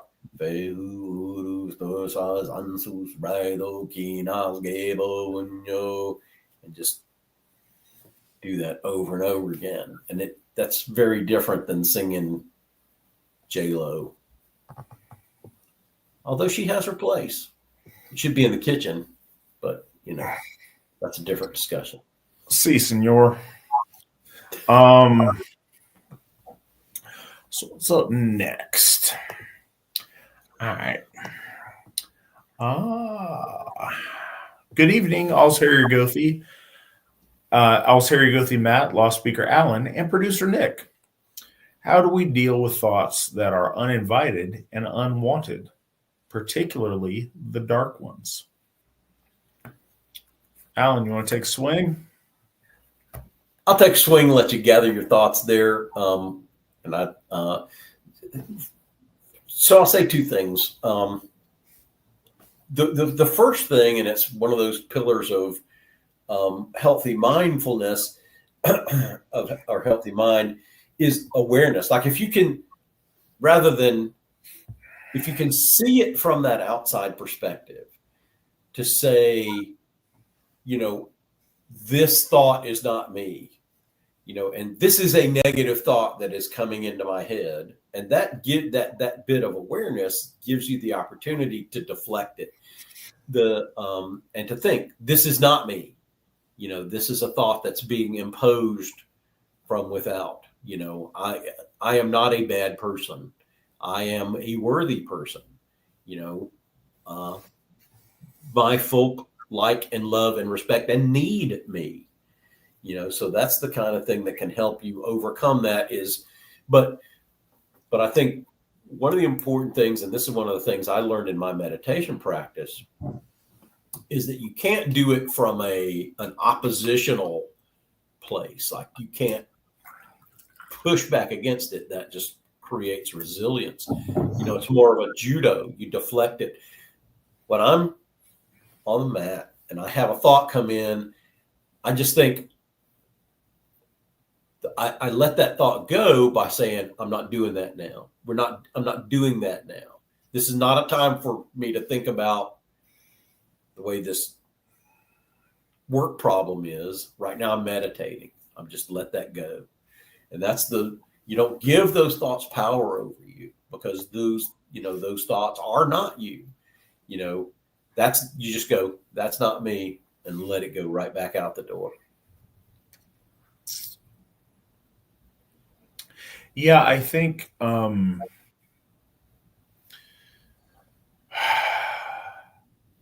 I've read this about meditation practice a lot. I don't know if your question is specifically about meditation or about things in your life. But if you reactively run and hide from it, I don't think that's effective, because you're too smart for that. You can't hide from it. It's there. It exists. you spend more time being scared of it than you would addressing it. So an acknowledgement of it and then a dismissal of it is a much better is a much better thing. And I also think, and this is part of mindfulness, I think a sober, what is it that is haunting you? Is it something that you legit, and I think this is a first thing that needs to be tackled. Are you living wrong, and do you need to start living right? Is there something that is haunting you that you do need to correct? Or is it just mistakes of the past or unpleasant things that are trauma that there's not an action item you need to do to fix them? Because again, if you have something wrongs that you need to make right, then I think you should embrace those and do that. If not, an acknowledgement and then a dismissal, much like Alan said, like, okay, but I'm not doing that right now. Okay, back to what I'm doing. I think that is much more effective than a frantic fear response of trying to hide from them or something. And I know that suppression is sort of what I was thinking, like, I'm not that. I'm good. I don't need this thought. That's, how. So some of the unhealthy behaviors that we learn from other sources. Anything that, it's funny with kids or with toxic people or immature people that haven't developed, it's funny when things need attention. Often it doesn't matter to them whether it's positive or negative attention, they need attention. If your intrusive thoughts seek to get your attention, oh, wow, I suck. Life's horrible. That's a way of giving them attention. But like, no, I'm not going to do that. I'm not going to think that. That's not true. That same frantic nonsense is attention. Giving it the like, okay, that's there, but that's not what I'm doing now. So I'm going to set that aside and re-engage with what I'm doing. And I think it's also important, as another aspect of that is, why would I think that? And yes, because Matt, that raises a good point. Is that gives you that opportunity to think, why would I think I'm unworthy? Maybe I should, make a little better use of my time and those sorts of things. I think it's also, this is a good jumping off point to, again, emphasize the idea of the dopamine cycle that you get from social media and, online gaming and those sorts of things, because that can suppress the dopamine cycle, so that normal life seems dim in comparison. And, I think certainly one cause of the dramatic rise that we see in depression, especially among teenagers, especially among teenage girls, is overexposure to social media, overexposure to the internet in general.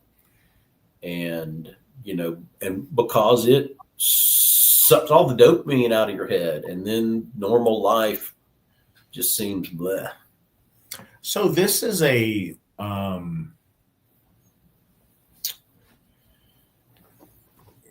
may seem like a rabbit trail on it, but I do think it relates.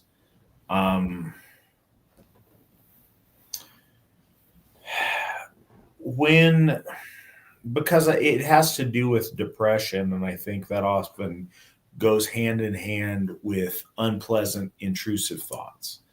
So if you are struggling with depression in your life, with events that are very unpleasant, or with whatever, I have noticed that a great many of us, myself included, want to curl up in a ball and hide from the world and like isolate when we are depressed or when negativity is overwhelming. That is the exact wrong thing to do. Don't do that. That's way easier said than done. I understand. Engage with your folk. Get your mind off of negativity, being around good people who are engaged in positive purpose. Do that. If there's nothing you can do, again, sometimes we've got good instincts to where if you're plagued by something, maybe you need to fix something. But if you can't fix it right now, or if it's not a thing that you can do anything about, put your mental effort into engaging with the folk in something good. And it gets your mind off it, but more importantly, it gets your mind onto something beneficial. Especially if it's not something you can undo. Sorry. And no, another thing is, if you are genuinely struggling with these sorts of things, call one of us Gothar. I mean, one of the things that I've learned in my 42 years on this planet is that, I feel like I'm like farmer's insurance, right? I've seen some things because I've done some things, or whatever it is that their saying is. And, all of us seasoned veterans have, we've been up and down, and, we've faced a lot of this stuff. And talking through these problems with somebody, with one of us old guys, with somebody more your own age, that's what we're here for.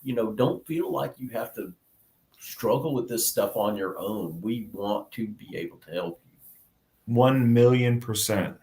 That's why I keep my phone on at dinner time. No, joking aside,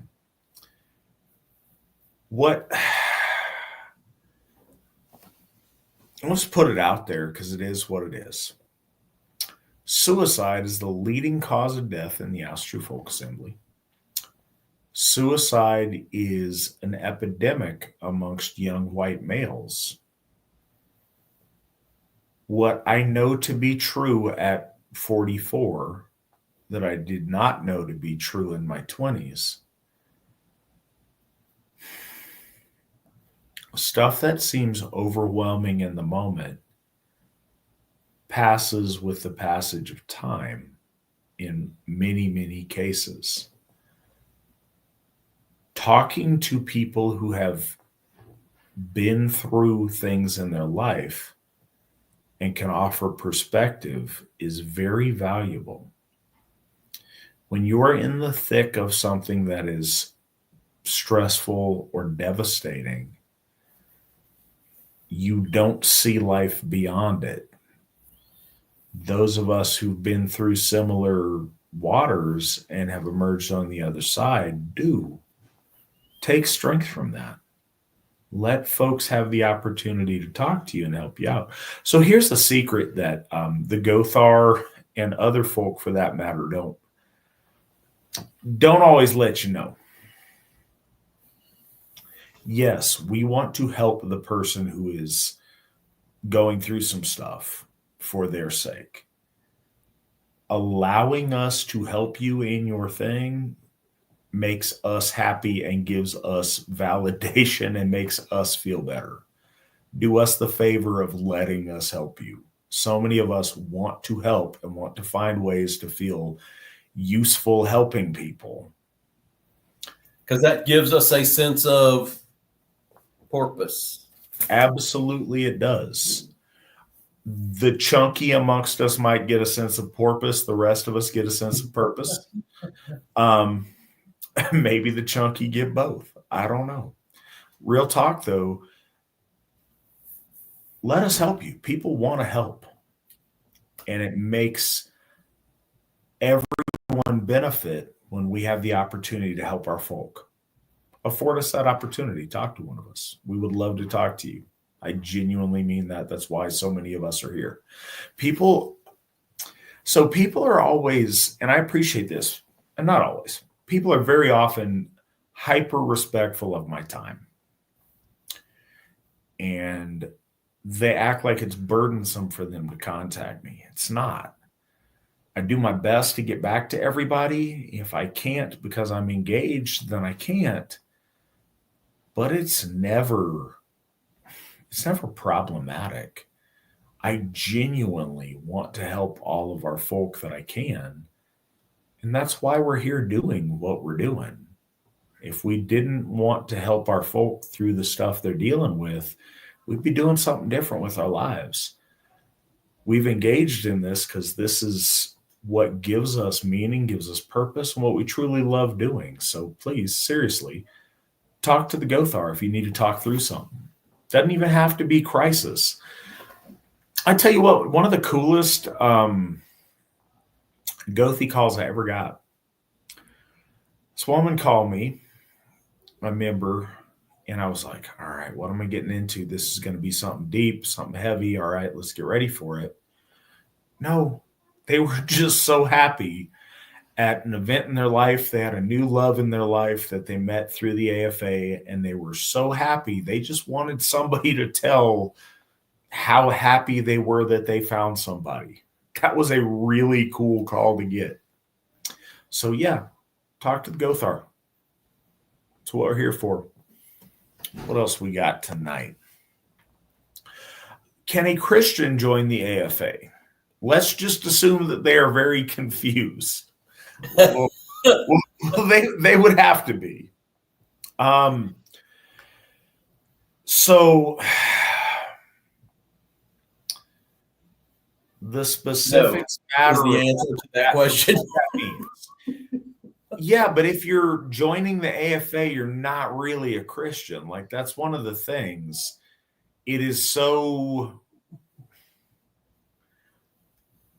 antithetical that you've already broken from your Christianity if you're considering joining, the Asatru Folk Assembly.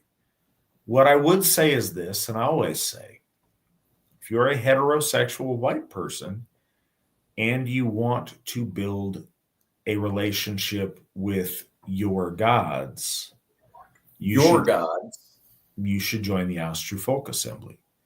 And if you need that last little pull, if you need that last little pivot away from this is why I'm entertaining the question. If you're like, I just went to church on Sunday practicing Christian, then no. You need to sever that relationship before you begin this one. But if you are nominally Christian, that is and this is the terms. You cannot be a worshiper of Jesus and a worshiper of the Iseer and be in good standing with either.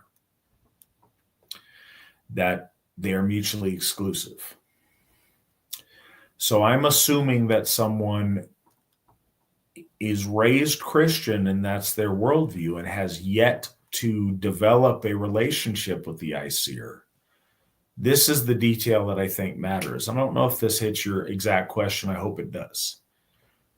You do not have to be fully convinced and fully embraced into Asatru to join, but you do have to want that. It's not the message of our gods that you need to have, some completely unexperienced faith and you're bad if you don't. No, you develop a relationship by interacting, by engaging in the gift cycle, and by allowing that to take hold. If you want to go down that path, absolutely, you should join us, and hopefully we can facilitate that faith to take root and to shape who you are. But no, you cannot be actively Christian and actively Asatru simultaneously. That's not compatible and not a thing you can do. And if you need help making that little pivot, we'll help you. Absolutely. Lawspeaker, What meditation techniques have you practiced, and what have you learned from them? What meditations fit best for you today and for our tradition? Well, I talked a little bit about that, but I will wax on and often do. But and again, one of the things that we did in that teacher training course is that we did several different forms of meditation, and each one we had to practice for at least 6 weeks. And so I feel like I had some insight into different forms of meditation, into what worked best for me. And I'll tell you what works best for me is what I think of as very basic, in a certain manner of speaking, Kundalini chakra activation meditation. What I do is I have a galder that I have been inspired with, where I work my way up the chakras, right? And I sit in one of a couple of different postures and galder for at least 15 minutes. One of the, a couple other things, just for since you asked, the particular type Kundalini meditation that I was taught is called Kriya meditation, which is a series of body movements followed by a period of meditation. And so Kriya yoga, if you want to look it up, is what I do. And so there's a particular Kriya that I was drawn to. I don't think of it as the only Kriya. It's just the one that worked best for me. And so I do, it's these series of body manipulations, which again is basically spinal manipulation stuff. I do that runic galder. I also, and there's just full disclosure, I took a different training course called Kundalini Awakening Practice. It is still out there on the internet. I did get some benefit out of that. It was a weekend, so it was not nearly as thorough as the teacher training that I underwent. But I think it did help me. It taught me a couple of other things that I still do quite frequently. And I also, there's some Taoist longevity exercises that I do. Not as often as I should, but that I engage that practice as well. I also do Tai Chi once a week. I do it's called Old Frame Chen, which is the original Tai Chi that long before Yang and all the rest of that stuff. This is the old form. And so I do that once a week. I do for an hour. And what I've learned from all of that is to try to live inside my head, right? It's try to live in your body and to live your life. And that, all of this is giving me perspective in the, in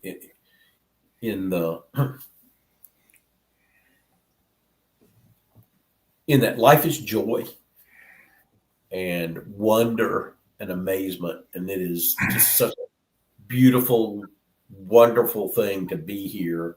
And I feel blessed by my gods and by my ancestors to be allowed to participate.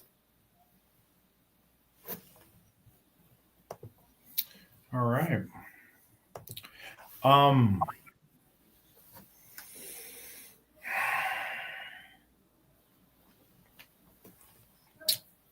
So, sorry, my computer did a thing. All right, now it's back where I need it. Um, what do the crows mean? I assume that he's talking about the two ravens behind you. One of them's got something in his beak. Tell us about it. Well, this is my personal banner, and so I don't give a lot of the meaning of this because I like people to, just ponder it and wonder. But yes, that is Hugin and Munin. And so the one is speaking, the one who has returned from his flight, and that is a Hagalas rune in his mouth, the root rune. And so he is bringing the runes. That's the exoteric meaning there. Cool. Are there some cases of domestic violence in Asatru? If so, does the community get involved? Sure. So as when we have members and people involved, then the struggles that all of our folk go through in life happen in the context of people being involved in Asatru.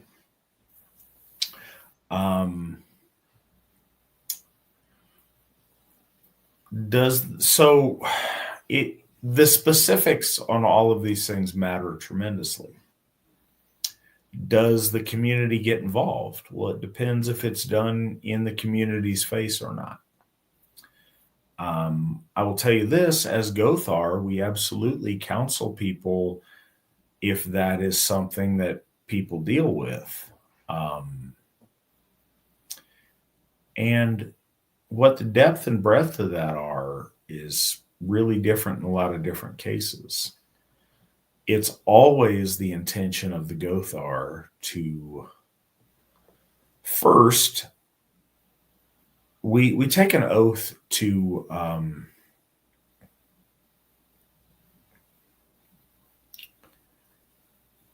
believe the wording is to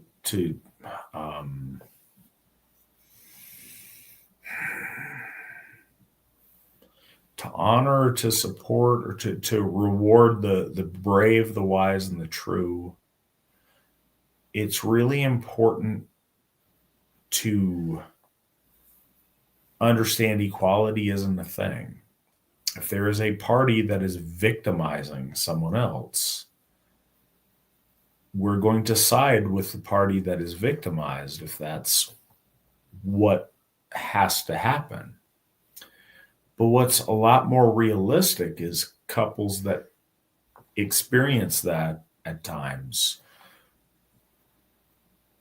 want to address it in a way to where their relationship is preserved.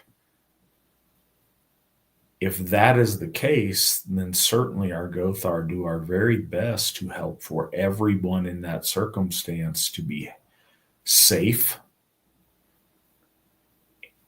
and to be healthy and to get back to a place of healthy family interaction.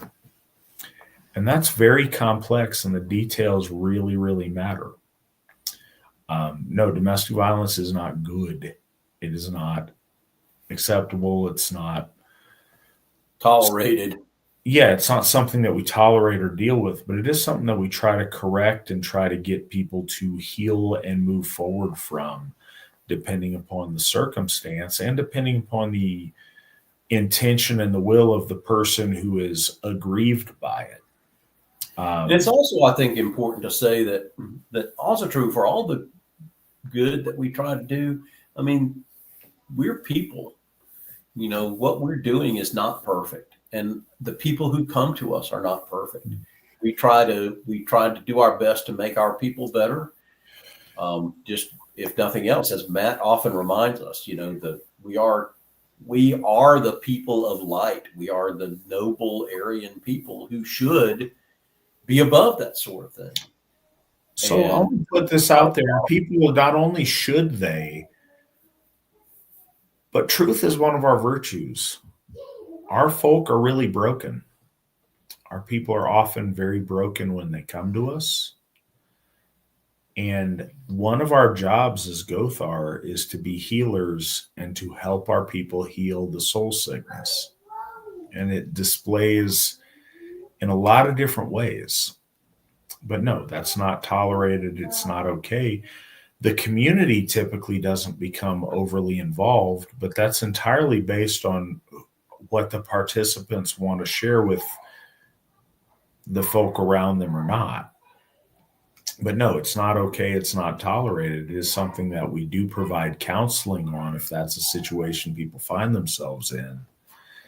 And, our goal is to heal families and to heal our folk.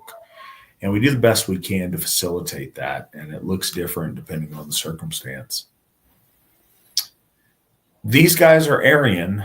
Hope we are not promoting fascism. At this point in 2025, that ends up becoming name calling. The word Aryan is an ancient word, and it predates. Concept of fascism is a 1920s Italian term to talk about the relationship between corporation and state. Now, in this day and age, it means a lot of different stuff, and trying to parse out the meaning of, politically charged terms doesn't really get us somewhere. What I will say is the term Aryan is a very, very ancient term. And the reason that it's cool and that I use it is it's not sterile. It's a self-descriptor. It's something that our people describe themselves as. They are the noble people. As they encountered other types of people, they marked themselves as being noble. And it's a self-identifier, but it's also an aspirational charge. It sets a bar for us to try to live up to and raise our standards to in a way that would please our ancestors. But it's a very ancient term, and it predates, the term fascism by 4,000 years. Something very thousands of years, right? And so, I judge us by our deeds and the things we stand for, and not, as is very tempting. And what is done in this age is name calling stuff, because it's lost its context, and it's just something kind of people say against people they don't agree with these days. So I take a deeper dive into what Aryan ends up meaning. It's the root of the word aristocrat. It's the root of a lot of words that imply high standards, nobility, achieving greatness, as opposed to, and this goes really into our mindfulness thing today. We talk about all the NPCs. Aryan is a reminder that it's our obligation to be actively engaged in the world around us, to lift ourselves and our folk up to higher standards. What is the difference between fascism? Okay, cool. This is where we're at. So what is the difference between fascism and ethno-nationalism? Some people think it's the same thing. Alan, would you like to break down the nuance? Nope. We don't do politics. That's right. So that was quick. All right. So you can do it if you want to, but I don't. In a historical context, fascism historical doesn't have to be inherently ethnic. There were a number of competing political ideologies in the early 20th century. And the idea of fascism was simply that state was in control of industry and all were working together under the unification of state leadership. That could be applied and has been applied in ethno-national circumstances, but it certainly doesn't always have to. And I think that's one of the things that you see a tremendous variety of in the 20th century on how things play out. But again, in today's world, fascism is a mean name that you call people who like rules and you don't like rules. That's not really something that's, I don't know, meaningful to fight about, because it's often not a historical reference. It's a pejorative to use against people who like tradition and like order versus people that don't like those things.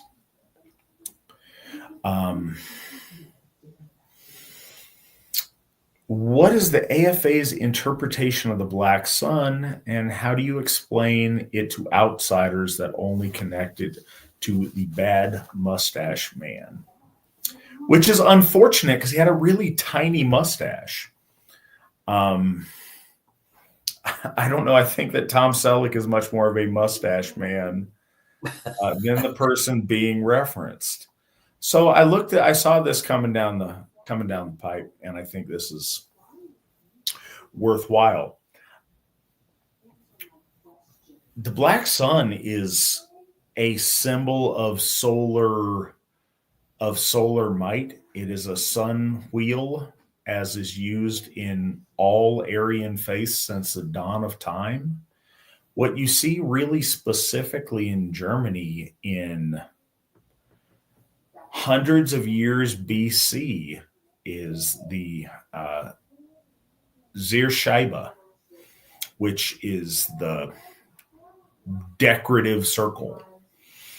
But if you look it up, and I should have sent Nick a link to this, and I did not, Zierscheibe,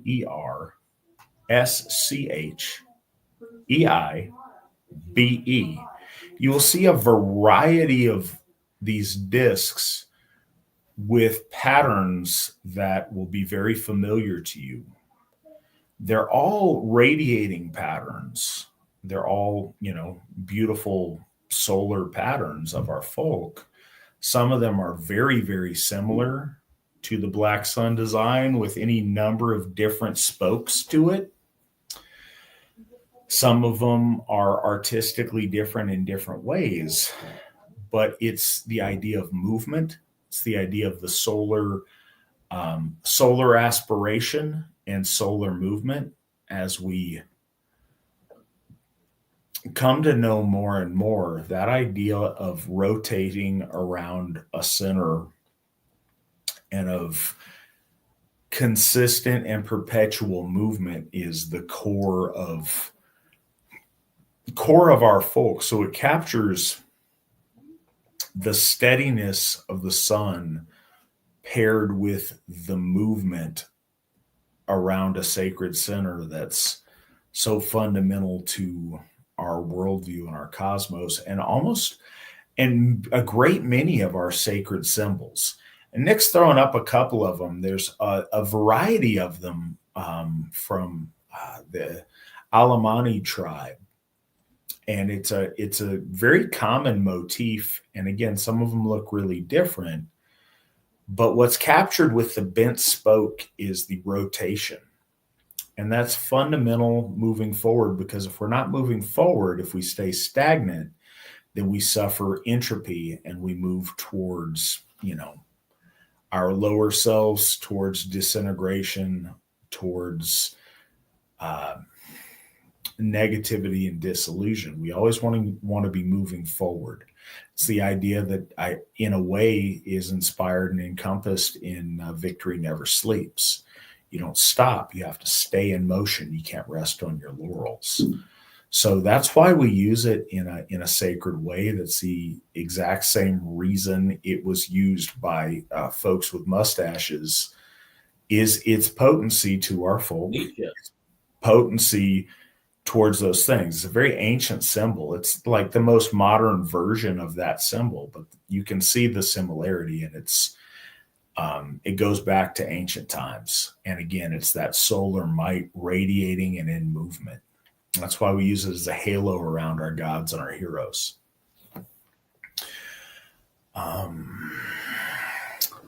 If mindfulness is about being fully present in the moment, does practicing it change the way we relate to our memories and expectations of the future? Does it diminish our connection to the past? Alan, what say you? I think it enhances all of that by giving it its proper place. Like one of the things that people who are mindless tend to do, and one of the best examples I think of mindlessness is that people, when you're talking with someone, they're not listening, they're waiting. One of my favorite all-time expressions. People who are not listening, they're waiting for their mug to be refilled. They've already decided what they're going to say. They're just waiting for you to stop talking so they can start interjecting their side of the story. The rest of it, I think, falls into place in there. And I think some of it is a mix and match of terminology. I think that there is absolutely a place for recollection, to recall the times that, and to tell stories and to think back through happy times and to think back through mistakes that you've made and to do that in an organized way. That's not anything wrong. That is spending mindful time in recollection, spending mindful time in nostalgia. The same thing to think about the future. It is absolutely 100% okay to plan, to spend some time planning. So that's absolutely what you do is, I've been working on some stuff out here at the house and I've drawn, you make a plan and you draw it out and and that's mindful time spent in planning. But where you lose the mindfulness of it is when you're lost in thought, when you should be, like you're daydreaming about the future when you should be engaged in the present. You're ruining the past when you should be engaged with the people around you. So all those things, even I can't think of a way of presentism being harmful, but any of those practices in and of themselves are not wrong. It's the way that they interfere with your ability to be present in the moment.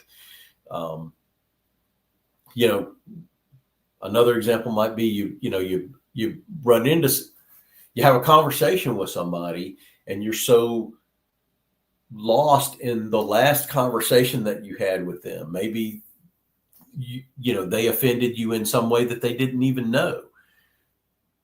And you're so engaged in your misery over that last conversation that you don't notice that they're trying to engage with you in a meaningful way right now, right in this present moment. So those thought patterns are absolutely okay, but you have to do it in a way that's organized in your, and not just a mishmash of the past, the present, and the future all at the same time. And I think that's one of the other things that one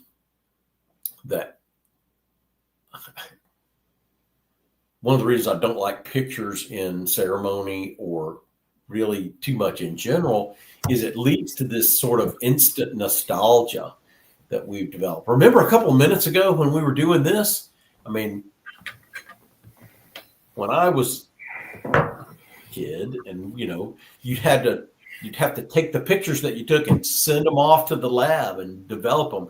And then like a couple of weeks later, when you got the pictures, you could say, oh, remember a couple of weeks ago when we went to this thing and we did these, so it's spending too much time in too tight a circle that can cause problem for your for your mental abilities.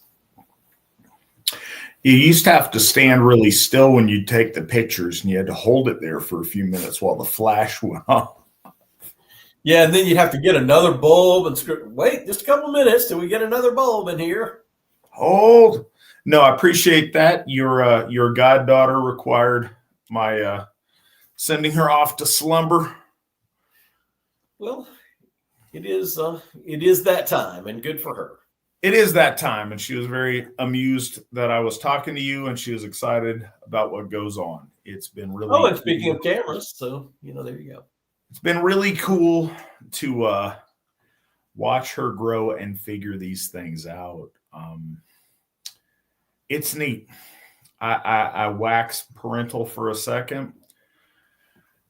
It's been cool. She's 5 now, but watching as she learns different things and as she grows as a person and suddenly out of nowhere is able to have, meaningful conversation and stuff.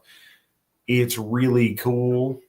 Having kids, if you haven't done it yet, I would encourage you to do so. 10 out of 10, long as they look like the rest of us. So I heard some of what Alan said, some of it he was covering. What I would like to say on it, though, is I think it provides context and meaning and enhances all of those things, your sense of past and your sense of future.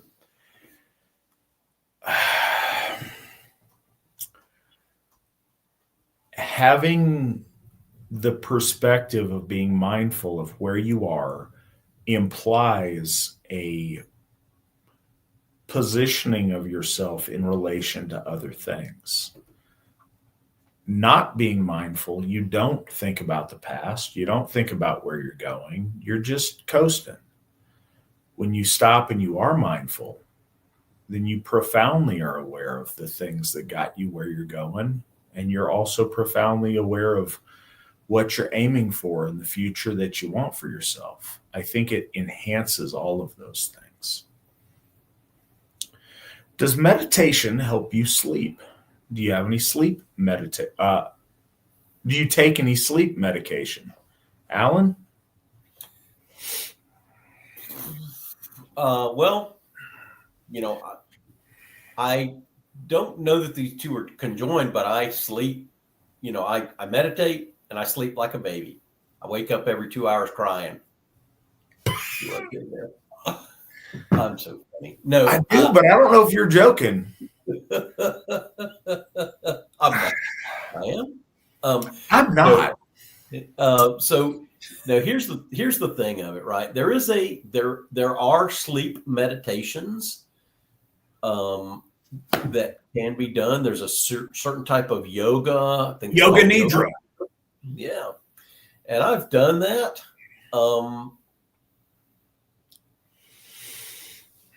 And still do occasionally. Like if I have trouble falling asleep, I do kind of a reverse Kundalini meditation, but no, I have never taken any sleep medication. There's a lot of process involved in avoiding that. I think taking medication, especially for something that is as rudimentary as sleep, can take you down a dangerous path. Not that it's always is, but okay. So here's some more of this mindfulness stuff that ekes into all of my headspace, right? Because one of the things I read about some time ago and try to practice is that as it starts to become, so like think about light, right? Because we've been indoor people only for like the last 50 years, where we have this phenomenon now that you have bright white light directly overhead that is on like that up until right before you go to sleep. And studies have shown that that's harmful, and that what you should do your inside light should start to imitate the light outside. So like by late afternoon or in the evening, you should be using lamps that are at a lower level, so that your eyes then become acclimated. Your eyes into your brain become acclimated to the idea that the sun, it's the same sort of concept, that the sun is sinking. The sun is not directly overhead, beaming down noonday light at 11 o'clock at night. The sun is over here and is sinking down into the horizon. So now it's evening. And so your body's natural rhythm can then bring itself into a place where sleep will come naturally. So you don't need that sort of medication. Now, all that being said, sometimes I have a night where I can't sleep and I'll get up and read. I mean, I'm finally about halfway through War and Human Civilization, which disabused a lot of anthropologists about the idiocy that Rousseau thought about Native American civilization, such as it was. But, those are the kinds of things. If you can't sleep, get up for a while and do something else. I think another item of interest that I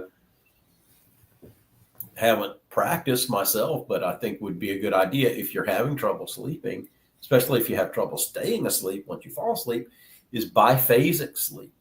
I mean, if you read about the way that people slept, again, up until just 150, 200 years ago, when we developed inside lights, people slept a little while in the evening, like 8, 9 o'clock. They'd lay down and go to sleep for a couple, 3 hours, and then they'd get up and do stuff for a couple of hours. And then they go back to sleep. I mean, in the historical literature, they talk about, second sleep. That's what it's called. And it was universal. You sleep for a while, get up, maybe read a book for a while with a candle, or do some knitting or something like that, or stir the stew pot and then go back to sleep.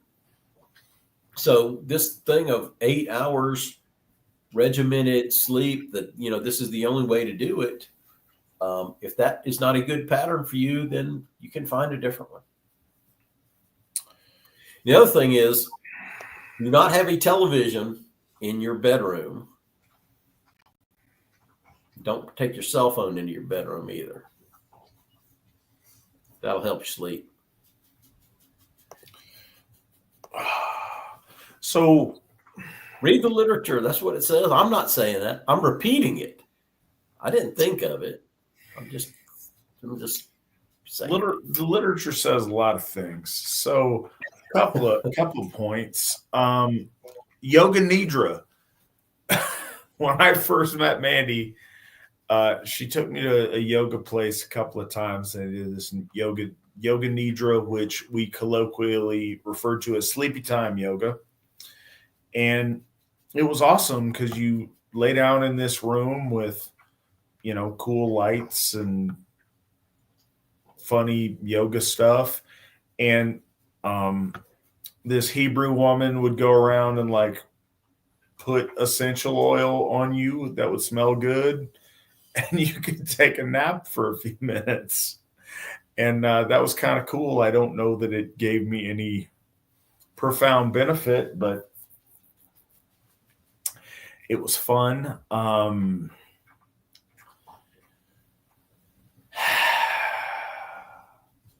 Sleep is hard for me. One thing that I found that is really useful for sleep overall, and I think this is really a useful thing for people, magnesium. Magnesium there's all kind of supplements that people say they do different things. I have a pretty high tolerance for stuff, so it's hard for me to tell.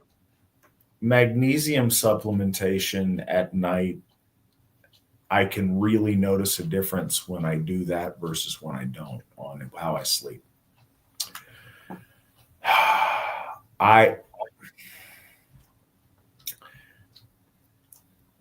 I have had a lot of different times in my life, and I say this is better than what it used to be. There's a lot of my life that I've been up all night stressing about things. That's awful. I don't usually do that as much anymore, but often I do.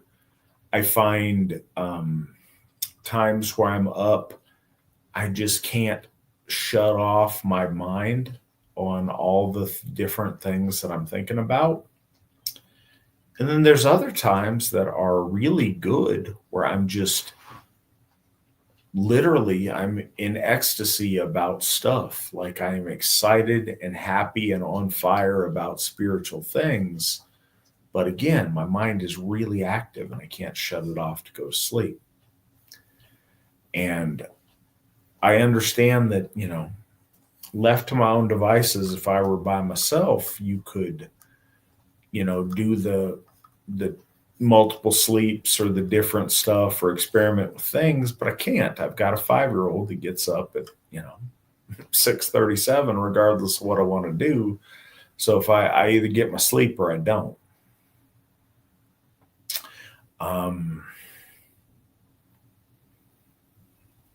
I do find that watching something to fall asleep focuses my mind on nonsense. I don't think it's a good idea to try to watch something that you care about watching.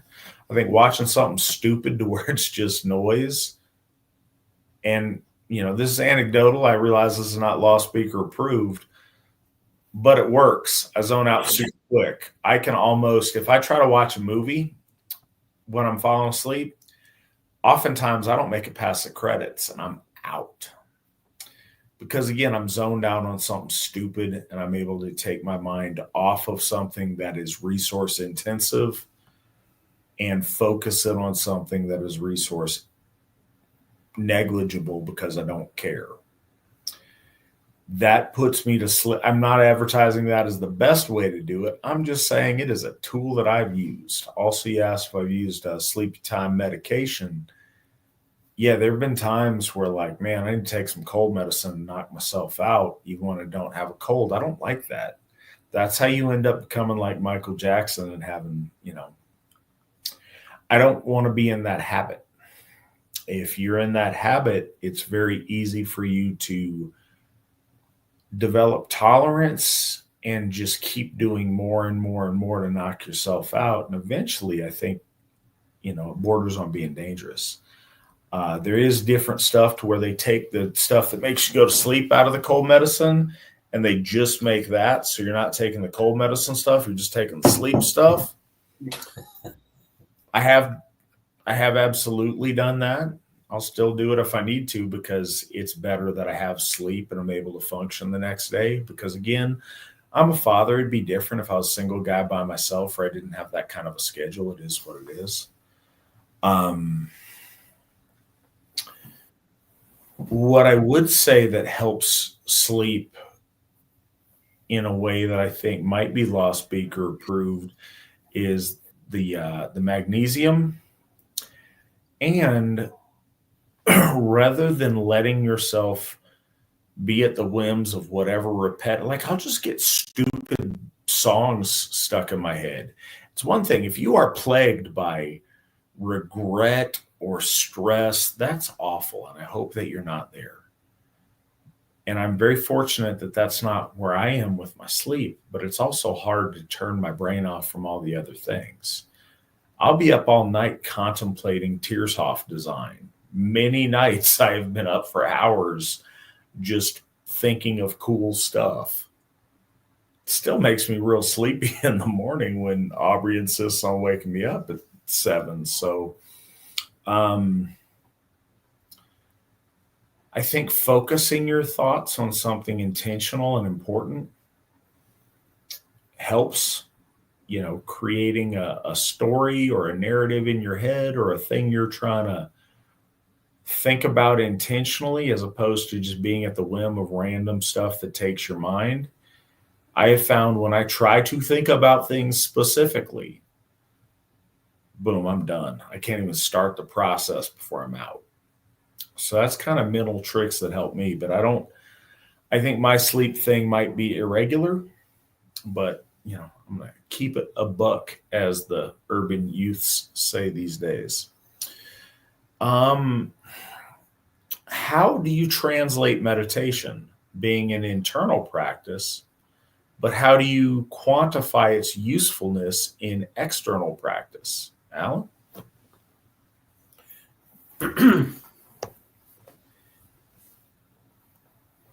You have to take the meditation coefficient and you multiply it by your mindfulness factor squared with the exponent.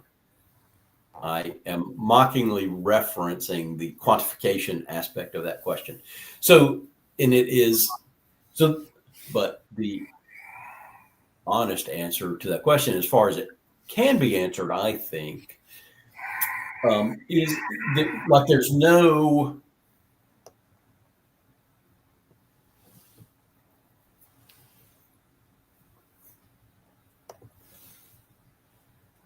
easy way to answer the question. That's the way that sentence completes. Like, for a long time, when I was doing meditation, I don't mean like for like the first couple of weeks. I mean like for the first couple of years that I was meditating, I was doing it out of momentum. And, this is supposed to help me, so I'm going to keep doing it.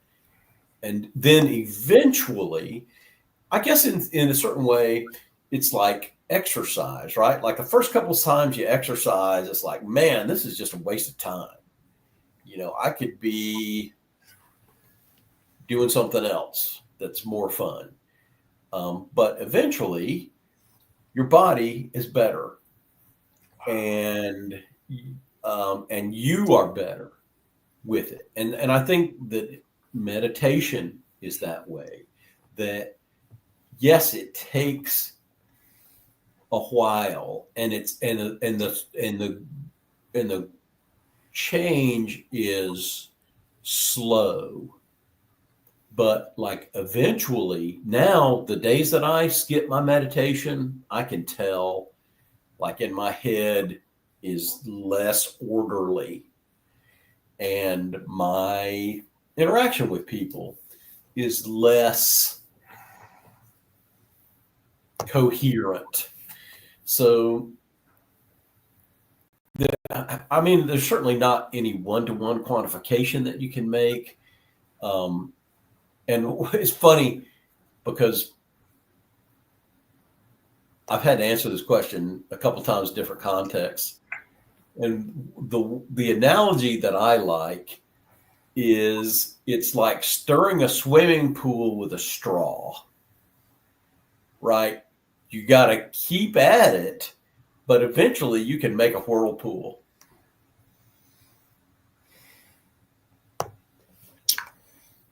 Take an awful lot of stirring, I think.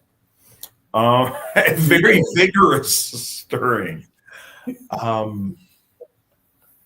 So, again, truth is one of our virtues. I don't ever get anything out of meditation. People say you're supposed to do it, and I say that as a caveat. There's a caveat to this. Meditating doesn't do much for me. Doesn't mean it's crap. Doesn't mean it doesn't do stuff for a lot of people. I genuinely believe that it does a lot for you, Alan, and I don't think you'd be doing it if it didn't. What I have found, and I don't know if this counts because I'm not as familiar with the nomenclature. Intentional meditation. Like, there's a concept in meditation of emptying your mind. that has never done anything good for me. But there's something else, and again, correct me if I'm wrong or if I'm using the wrong terms for this. Directed intention meditation, to where I have a laser focus on a thing that I'm meditating towards its enactment or its fulfillment, to where I'm channeling all of my energy towards an objective. I have found that to be very beneficial, if not frequently used. But I have gotten a lot out of that. And I don't know if that counts or what the wording is for that to make it, match with the nomenclature.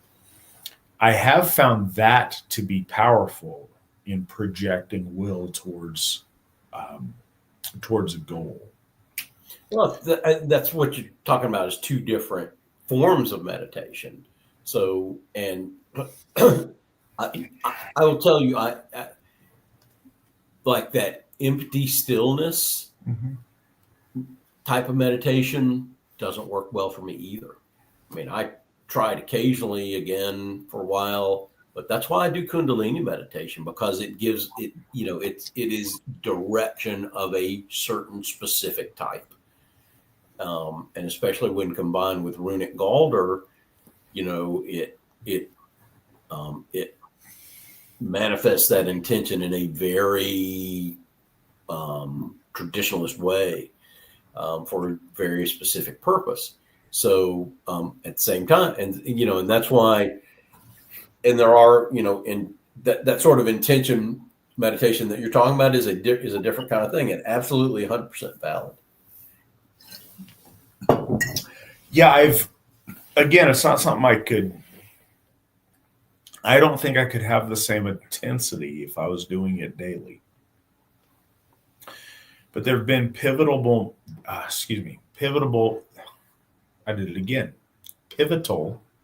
moments to where I've done very directed meditation towards a goal.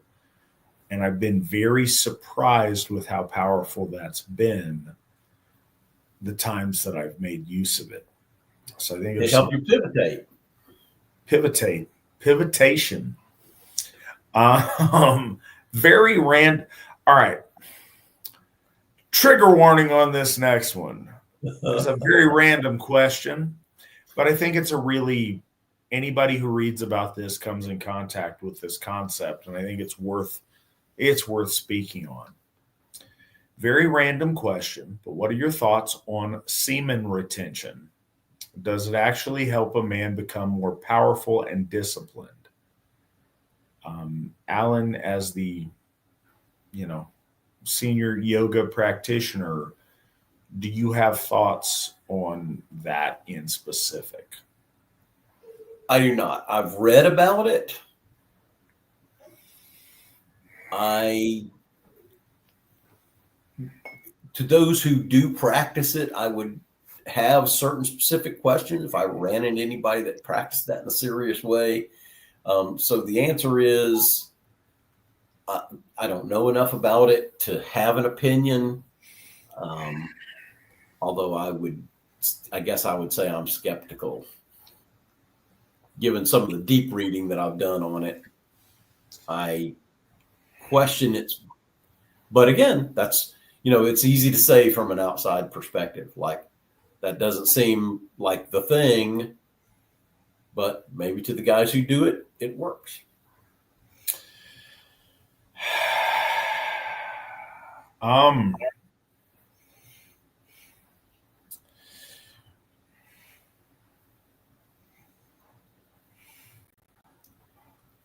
So yes, people talk about it a lot. That's something I've encountered a lot in reading. We have this whole tongue-in-cheek vril equals semen thing that people talk about. And it's funny to make references to vril and chuckle. I get that. I've encountered this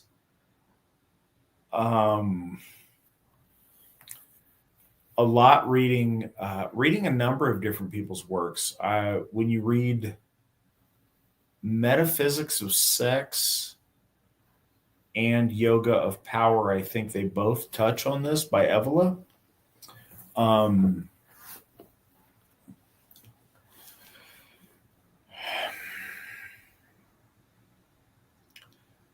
So I'm sorry for the awkward pausing. I'm trying to think of trying to characterize this in the nicest way as possible. People that can't get laid like to come up with a lot of cool justifications. And I think that's illusion, and I think it's Maya.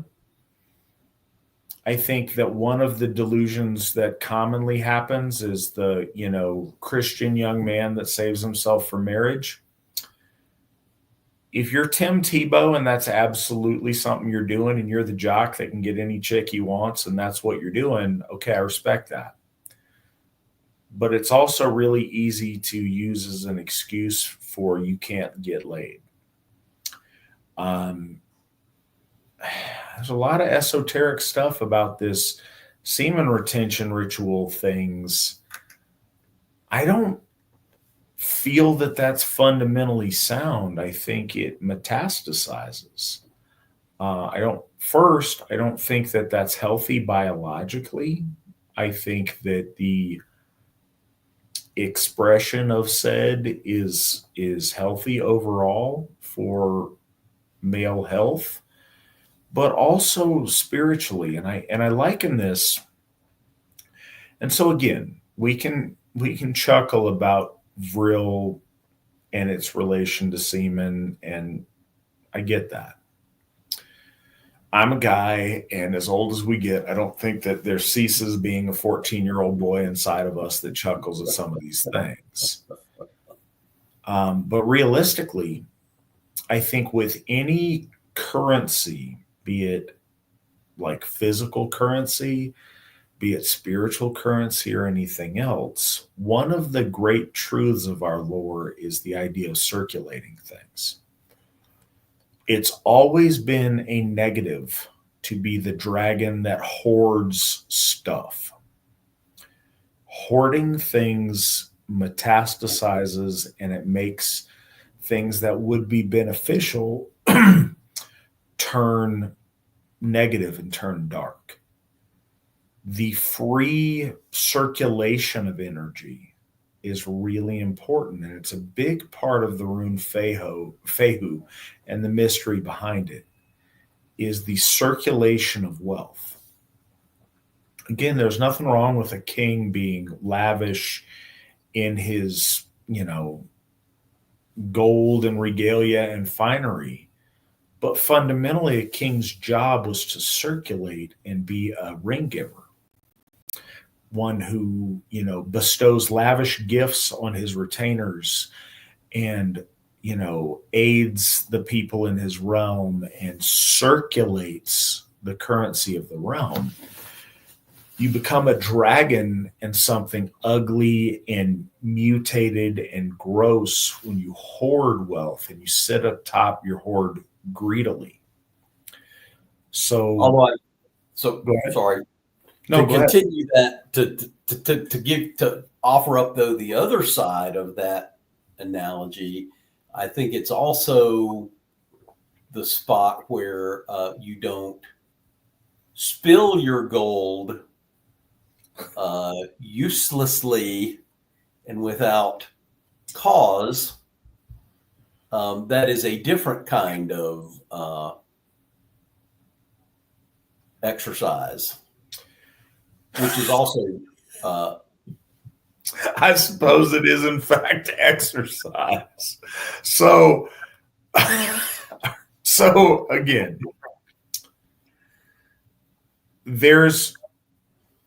all right, let's contemplate semen or vril in the sense of masculine potency having some kind of, let's assume that particular fluid does have that kind of limited potency to it, to where there's a scarcity like a currency. Spending it intentionally, I think, is important. Again, a king needs to circulate the wealth of the kingdom, but also you don't want it just squandered frivolously on nonsense all the time. So I think there's something in your sock drawer in the bottom of the laundry basket. Cool. We're just gonna take it all the way there. We're gonna take it all the way to the mundane. No, realistically though, as a principle, no, I don't think the hoarding it up in the sense that it develops magical potency. And again, ladies or anybody watching this, I'm not trying to be gross. I am trying to answer the question though, and I think it is a valuable one to what we're talking about, because it is something that's talked about in meditative practice, in sexual magical.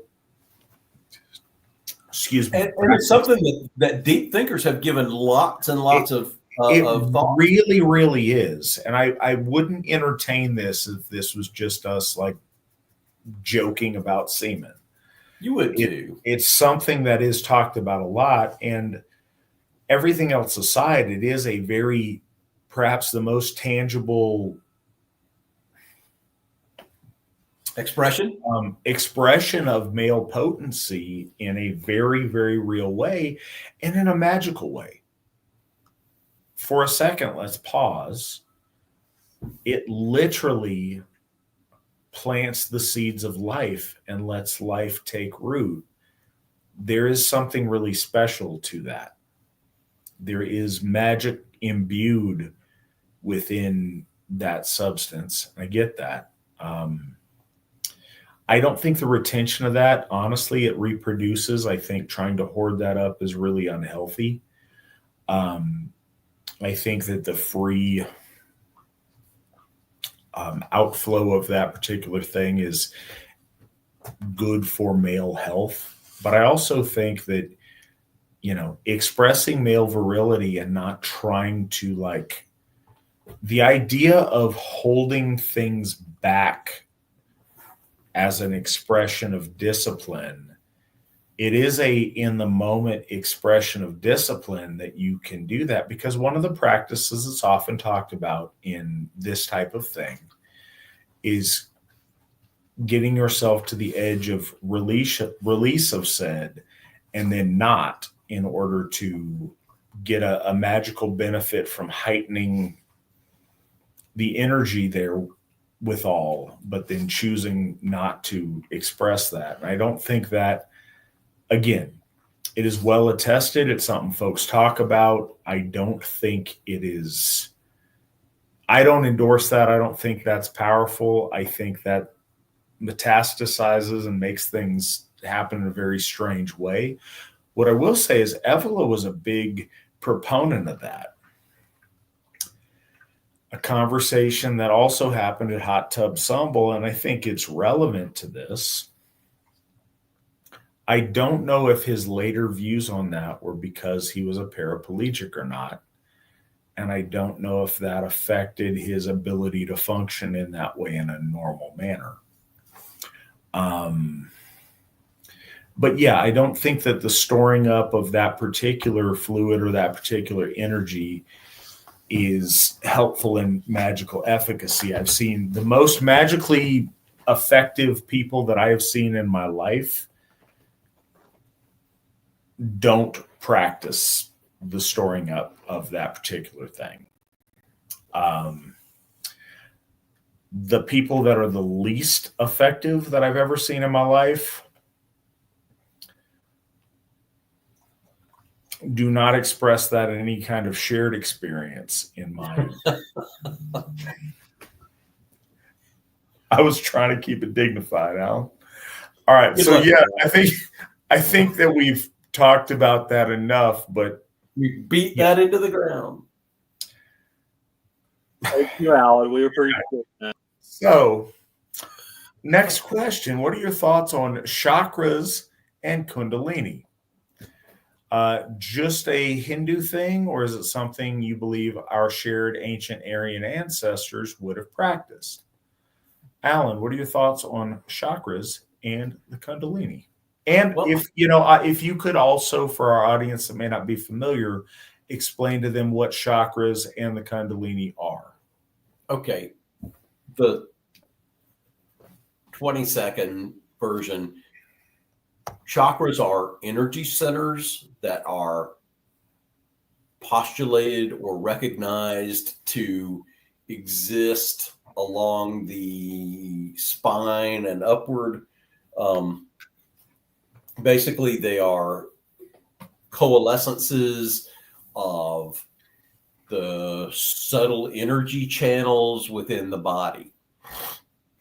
Kundalini is the I don't know that Hindu is the right word. Kundalini is the Indian word that has been used primarily to refer to that energy, the subtle energy that can't be seen or detected except internally by the practitioner or any individual that flows through the body. It's not blood. It's not the other stuff, but it's like the electricity that makes life happen. Okay, Kundalini is a word for that. The Chinese call it qi or qi. The Wilhelm Reich called it owned. So Kundalini then is a word for that energy. And what we've seen in the West is like the traditional 7. I mean, there are thousands, millions of pictures of that out there where, it's the spinal thing where there are 7 energy orbs that are shown in the body.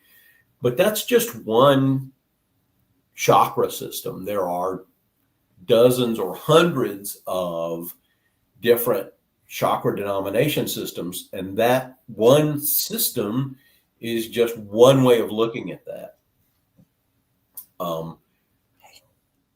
Another related system is the Taoist system talks about the 3 cauldrons, and this is directly parallel to Founder McNellan's work in his book, where he talks about the 3 self-same cauldrons, where the energy is brought up from the lower center up through, there it's basically the Dantian, the heart center, and the pineal gland center. Okay, that's sort of the Taoist system, and so those systems parallel each other.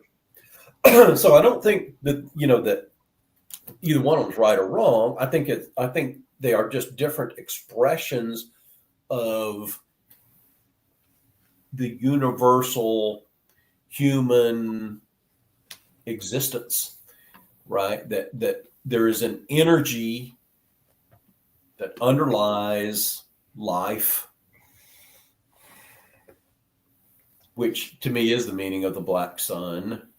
That is the life energy that the sun expresses through fusion to give us life and to breathe life into our existence here and so our body takes that, and Kundalini meditation then is a directed form of taking that energy from the lower centers, which is the center of physicality, reproduction, and eating, but engorgement, right? Like gluttony. So you're talking about those lowest possible centers, and you raise it up like to your heart center, where you can start to feel empathy and, like as if there are other people on the planet, for example. That is a new concept to lots of people, many of whom blah, blah. And so you bring that up into your place where you can interact with the highest power. And that's Kundalini meditation, or the purpose of Kundalini meditation. Does that answer the question, or did I get lost in the explanation? I think you're getting where he's trying to go. Also, Spira Votan, yes, I absolutely did just bring that up in that way. It is literally that. Nick, I posted a link. Anybody who is curious, The Metaphysics of Sex, Eros, and the Mysteries of Love by Julius Evola. It's more than just that, and I think it is a really interesting read. I think, anything that he wrote is very well thought out. This one was, off the beaten path of what we often interact with, but I do think it was an interesting read, and there's a lot of stuff to consider there. I don't agree with his conclusions on that, but I also have the use of my lower extremities. I didn't like his book on yoga, for what it's worth. There are better books out there. All right. You brought this up, so we'll take an aside. The Yoga of Power. Blah. I disagree. That was one of my favorite Evola books. It has zero to do with yoga in the sense that we're talking about yoga. I think it is a very misnamed book. I think it is a very good book. But again, if you maybe if I reread it as not a book about yoga, I might. But when I read it, I was trying to grasp the esoteric essence of yoga. No, I don't fault that at all. It is horribly, horribly named for what it's about. It's not about yoga that we're thinking about as yoga. It is yoga distilled as a concept on a lot of different things. As I recall, I think it's a lot more about self-mastery than it is about a what we would think of as a yoga practice. But I really liked it. It's like, I don't think all of Metaphysics of Sex is about copulation. I think a lot of it is about gender as relates to metaphysics. I think it's a really interesting read, but I don't know if you got it thinking it's going to be dirty or some kind of erotica or something. It's not.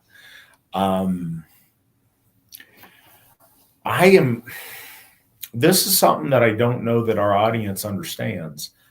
I don't agree with Evola on everything at all, but I think it's fascinating. I think he's a brilliant, brilliant man. And I think he and his writing touch on a lot of the things that we discuss in a very deep and well thought out way. And Absolutely. He is my favorite philosopher to read once I grasped how he wrote. Again, another aside, but it is where it is. So, or whatever your Pinander quote was. So what I was going to say is, though,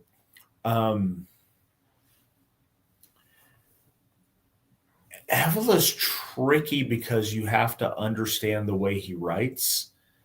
I picked up at the wrong point. I read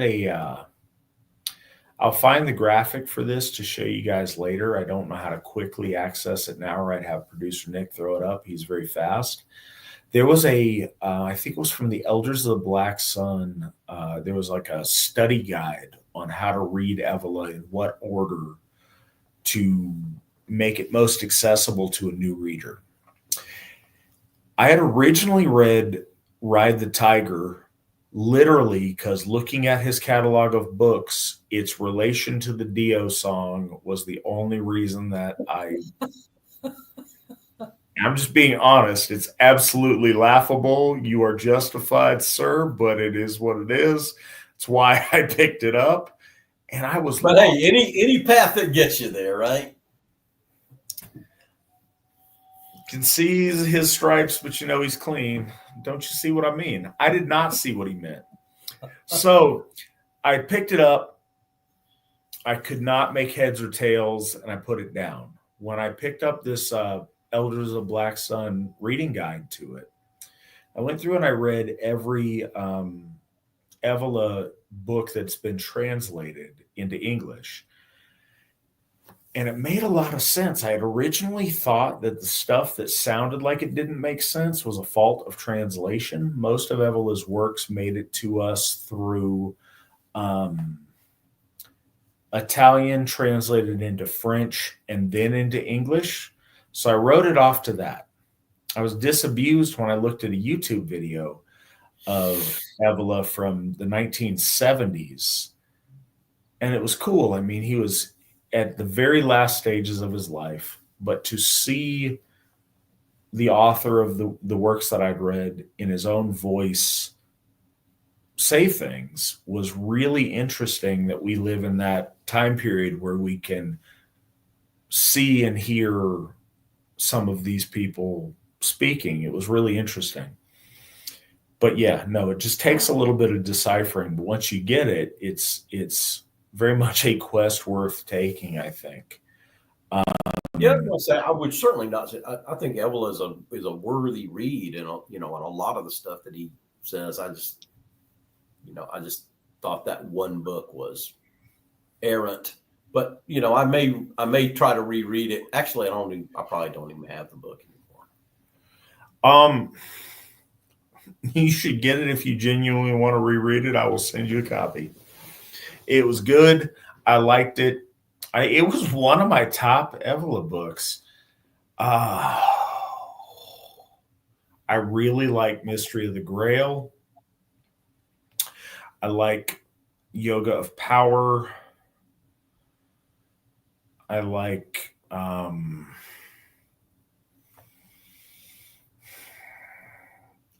Revolt Against the Modern World is, overdone, but the reason everybody suggests it is it's kind of the quintessential book of that if you don't want to delve deeper. I'm reading Guillaume Fay right now. It's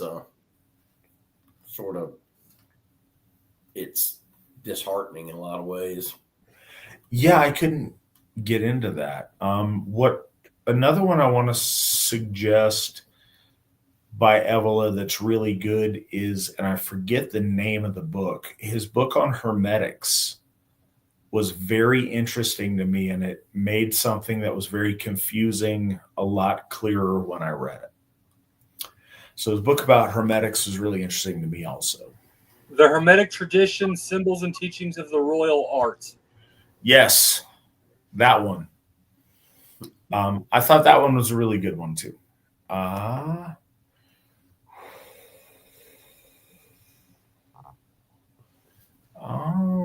What words should you, addressed to the Asatru Folk Assembly as a whole, what words should you say to a dying relative who doesn't believe in the gods or any god?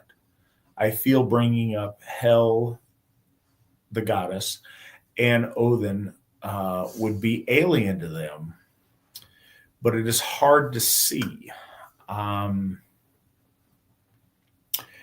With what you're specifically cogitating on lately, Alan, would you like to take first crack at this, or would you like me to?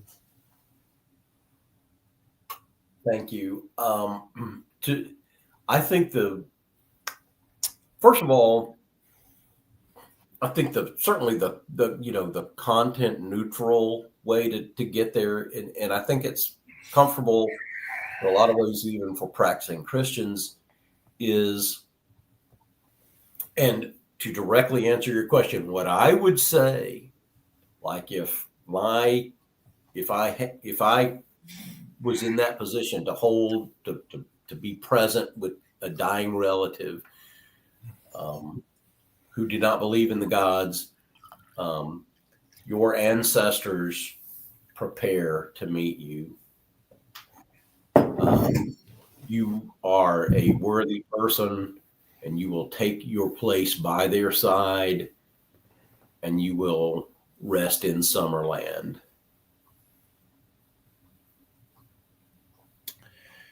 Yeah, it's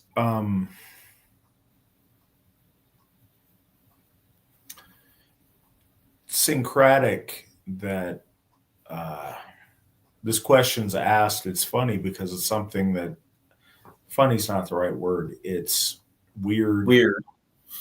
That Alan and I have talked about this very subject because he's preparing to do a funeral. When we do an Asatru funeral, very often the audience is mixed faith, some no faith. It's kind of a random assortment of people that want to pay their respects to the fallen. And I know your question was to someone who's dying as opposed to, to mourners, but I think it's similar in a lot of ways.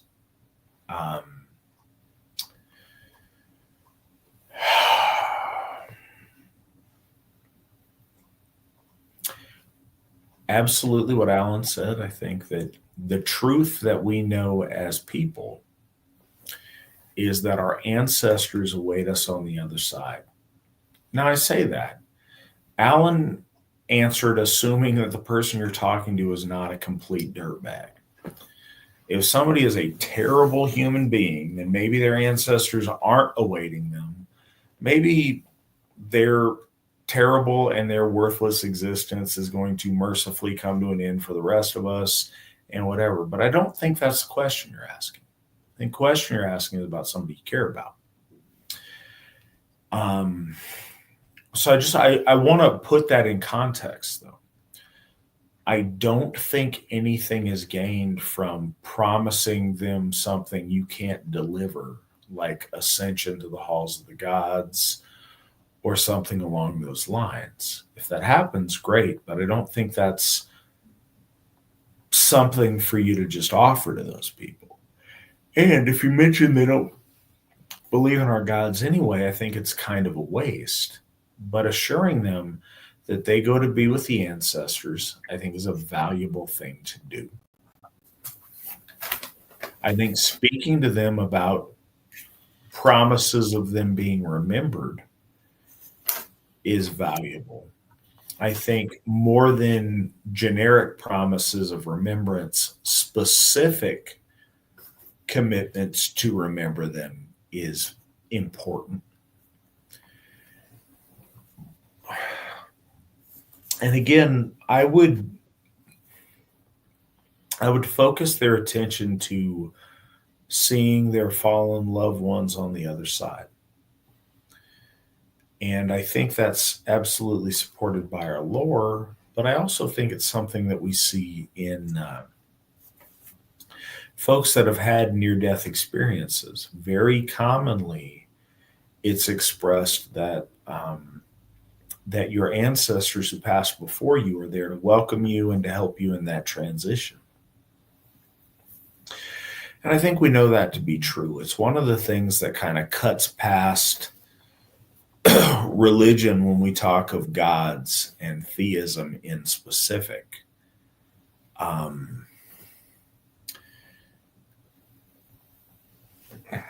Even atheists do this. Christians do this. We certainly do this, but we do it unabashed. You talk to your dead ancestors in a moment of struggle or a moment of joy. Hey, Mom, I wish you were here. This is really cool. Or, hey, Grandpa, I saw a thing today. I'm thinking about you. Christians will walk by a picture on their wall and do that, even though it's contrary to their faith, because it's so instinctive. And it's instinctive because it's real and it's true. So I would direct their attention towards their ancestors. I think that's always a good thing, and it cuts past, again, our ancestors are real.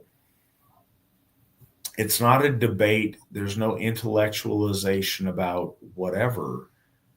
No, Grandpa was real. You knew Grandpa, I knew Grandpa, we knew Grandpa, Grandpa's there. That cuts past the analytical phase of what I think a lot of people have pre-gamed. So somebody that's dying, their die is cast. Chances are there's not a lot they can do in their remaining time once you've identified that's the case to rectify whatever you think might need to be rectified. So trying to reassure them of a meaningful place with their ancestors, I think, is a comforting thing. It's a true thing, and I think it's a thing that connects. So that's what I would encourage, exactly along the lines of what Alan said. And the second part of that, which I thought only while you were talking, and this comes out of direct personal experience, is to reassure them that they have done their part, right? Because you don't want them laying there in their final moments in regret. You want them to be in a place of peace.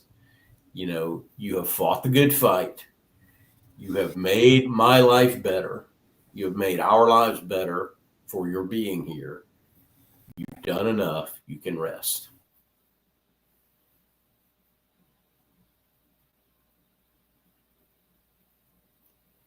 Funny that you say that. Absolutely. And so absolutely, and this sounds silly, but giving them permission to die is something. One of the most beautiful essays that I've read it's called "I Know You Love Me, Let Me Die." And it's written from the perspective of an elderly lady whose daughter is doing everything she possibly can to try to keep her alive for another couple of months because of her cancer diagnosis. And it's like, I don't want any of that. I just want to sit at home and watch my grandchildren play and ease into the next life. So it's really personal, but I want to share it.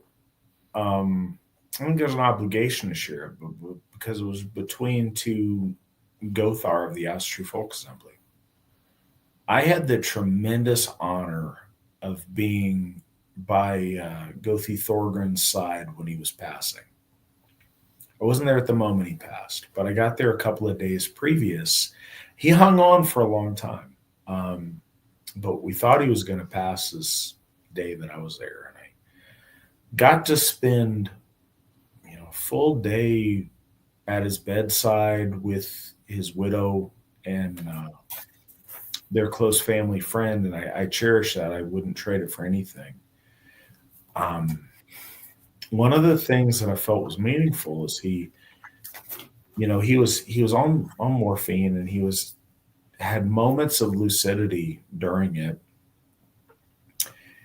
and he kind of have a moment of clarity and, hey, I think I'm dying. And we acknowledged that. We didn't try to, trick him into that wasn't the case, but we did try to make it, okay. Like, you're right, you are, but we love you and we care about you, and you've done well, and it's okay. Go be with your ancestors. And I think that was an okay thing for us to do at the time. So I think that, as Alan said, you don't want them to be stressed. Their hand is played. So trying to help them to be comfortable without lying or being dishonest, but comfortably easing them into the transition they're about to make, I think is a really good, dignified thing to do. reassuring them about anything else they have in this world that they're stressed about, the care of their loved ones or their estate or whatever else they're worried about, reassuring them, hey, we got it. It's okay. We'll take care of so-and-so. We'll take care of such and such. Helping them to be at peace with that transition, I think, is a really good thing to do. The next question is specifically for you, Alan. Lawspeaker Allen, have you ever studied bija mantra or seed syllables? It's a meditational technique used to meditate on the essence of a deity by meditating on a glyph or sound associated with them. I studied it while studying Buddhism, and I found it very similar to runic practices. Some runes are even named for gods, like Tiwaz. Do you remember my essay, Matt?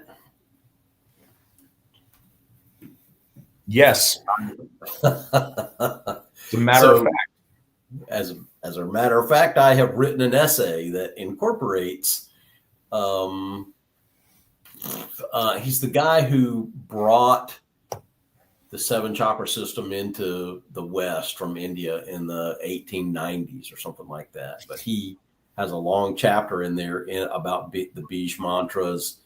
And so, yes, I'm familiar with it. And I definitely, absolutely see the parallels between that and runic practice. So, Alan, you had a couple of visual aids that you have neglected to make use of. Would you like to talk about them at this stage? I think it's more I neglected to take his hints on them. Perhaps producer Nick was not mindful enough. I say it all the time. ADHD and coffee's my superpower. Mindfulness is not one of them. So yes, the ancient peoples practiced meditation and contemplation, as was shown in the Gundestrup cauldron, boing, which is widely believed to be primarily Celtic, which is a close cousin of the Germanic Teutonic Aryan tribes. But you can see this shaman seems to be conducting a type of meditation specifically directed at, merging himself with his animal selves. And there's certainly an aspect that if you got too literal, you could think, well, he's raising his kundalini by, picking up the snake and raising it up toward his God point. And then there's also the bucket of whatever it is, that bucket that was part of the Oseberg ship burial, where, that is a guy sitting in meditation with both forward and reversed swastikas on his chest plate there, which, there are not a lot of that type of artifact around. And the fact that the folk decided to manifest that exact image into into something, that would be memorialized with a king in his burial mound, that strongly suggests that there were meditative practices that were used by our direct lineage of Germanic tribes back into before the dawn of time. So there are those lineages out there, and I think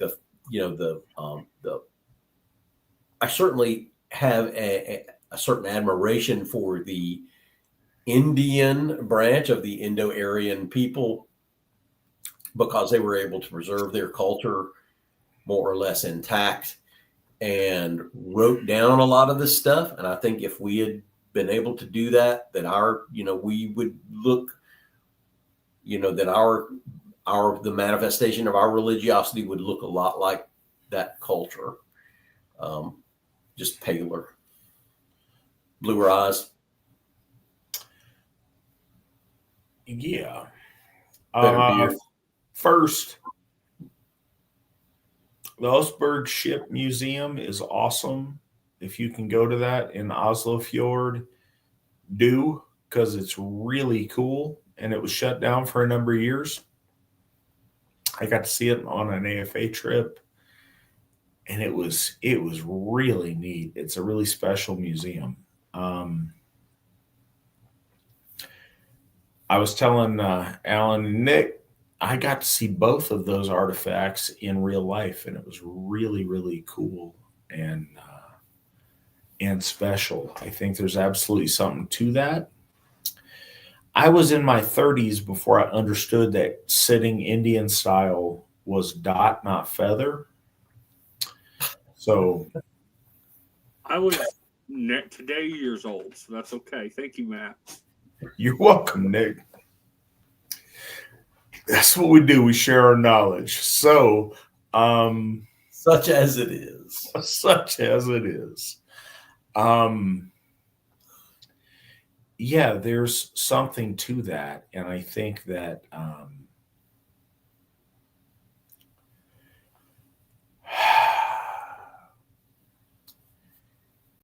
the actually crowd is always very hyper focused on what we don't have versus what we do. I don't know exactly how our ancestors practiced their contemplative meditative practice, but I know that they did. And I think there's probably a lot of right ways to approach that. There's probably a lot of experimentation to approach that. We can lament all of the ways that we don't know how ancient peoples did a thing, but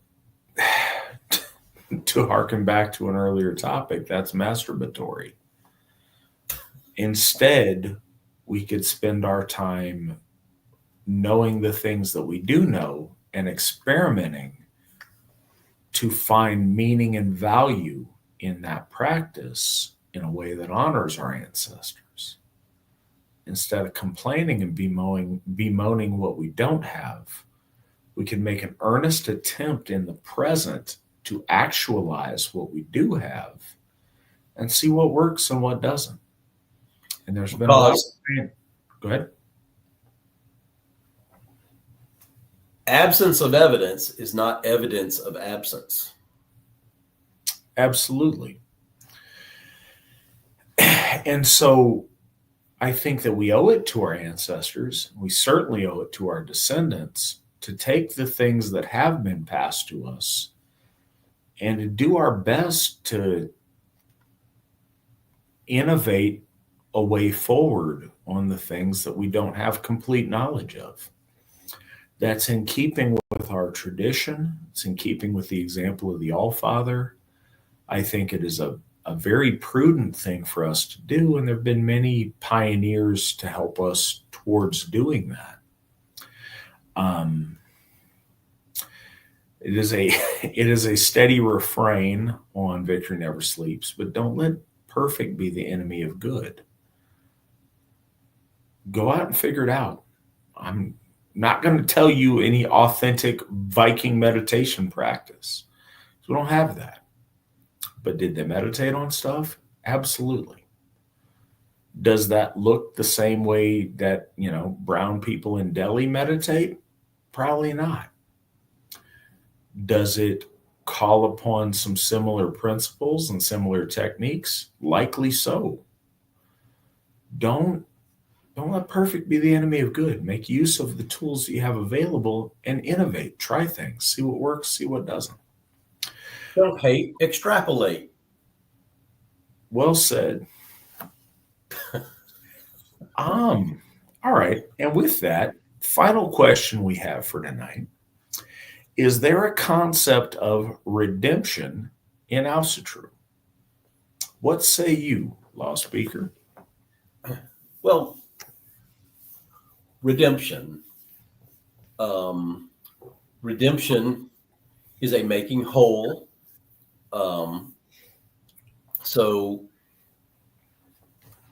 unlike the Christian religion, the damage that you do when you cause a bereavement to a person is not done to God or to the gods, but more likely is done to another person.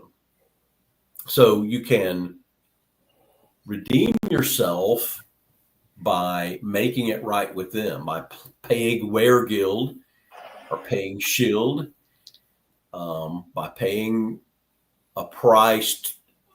And the term restorative justice has a very bad connotation at the moment, but that's essentially what it is. If you have wronged a person, you have to make it right with them to their satisfaction.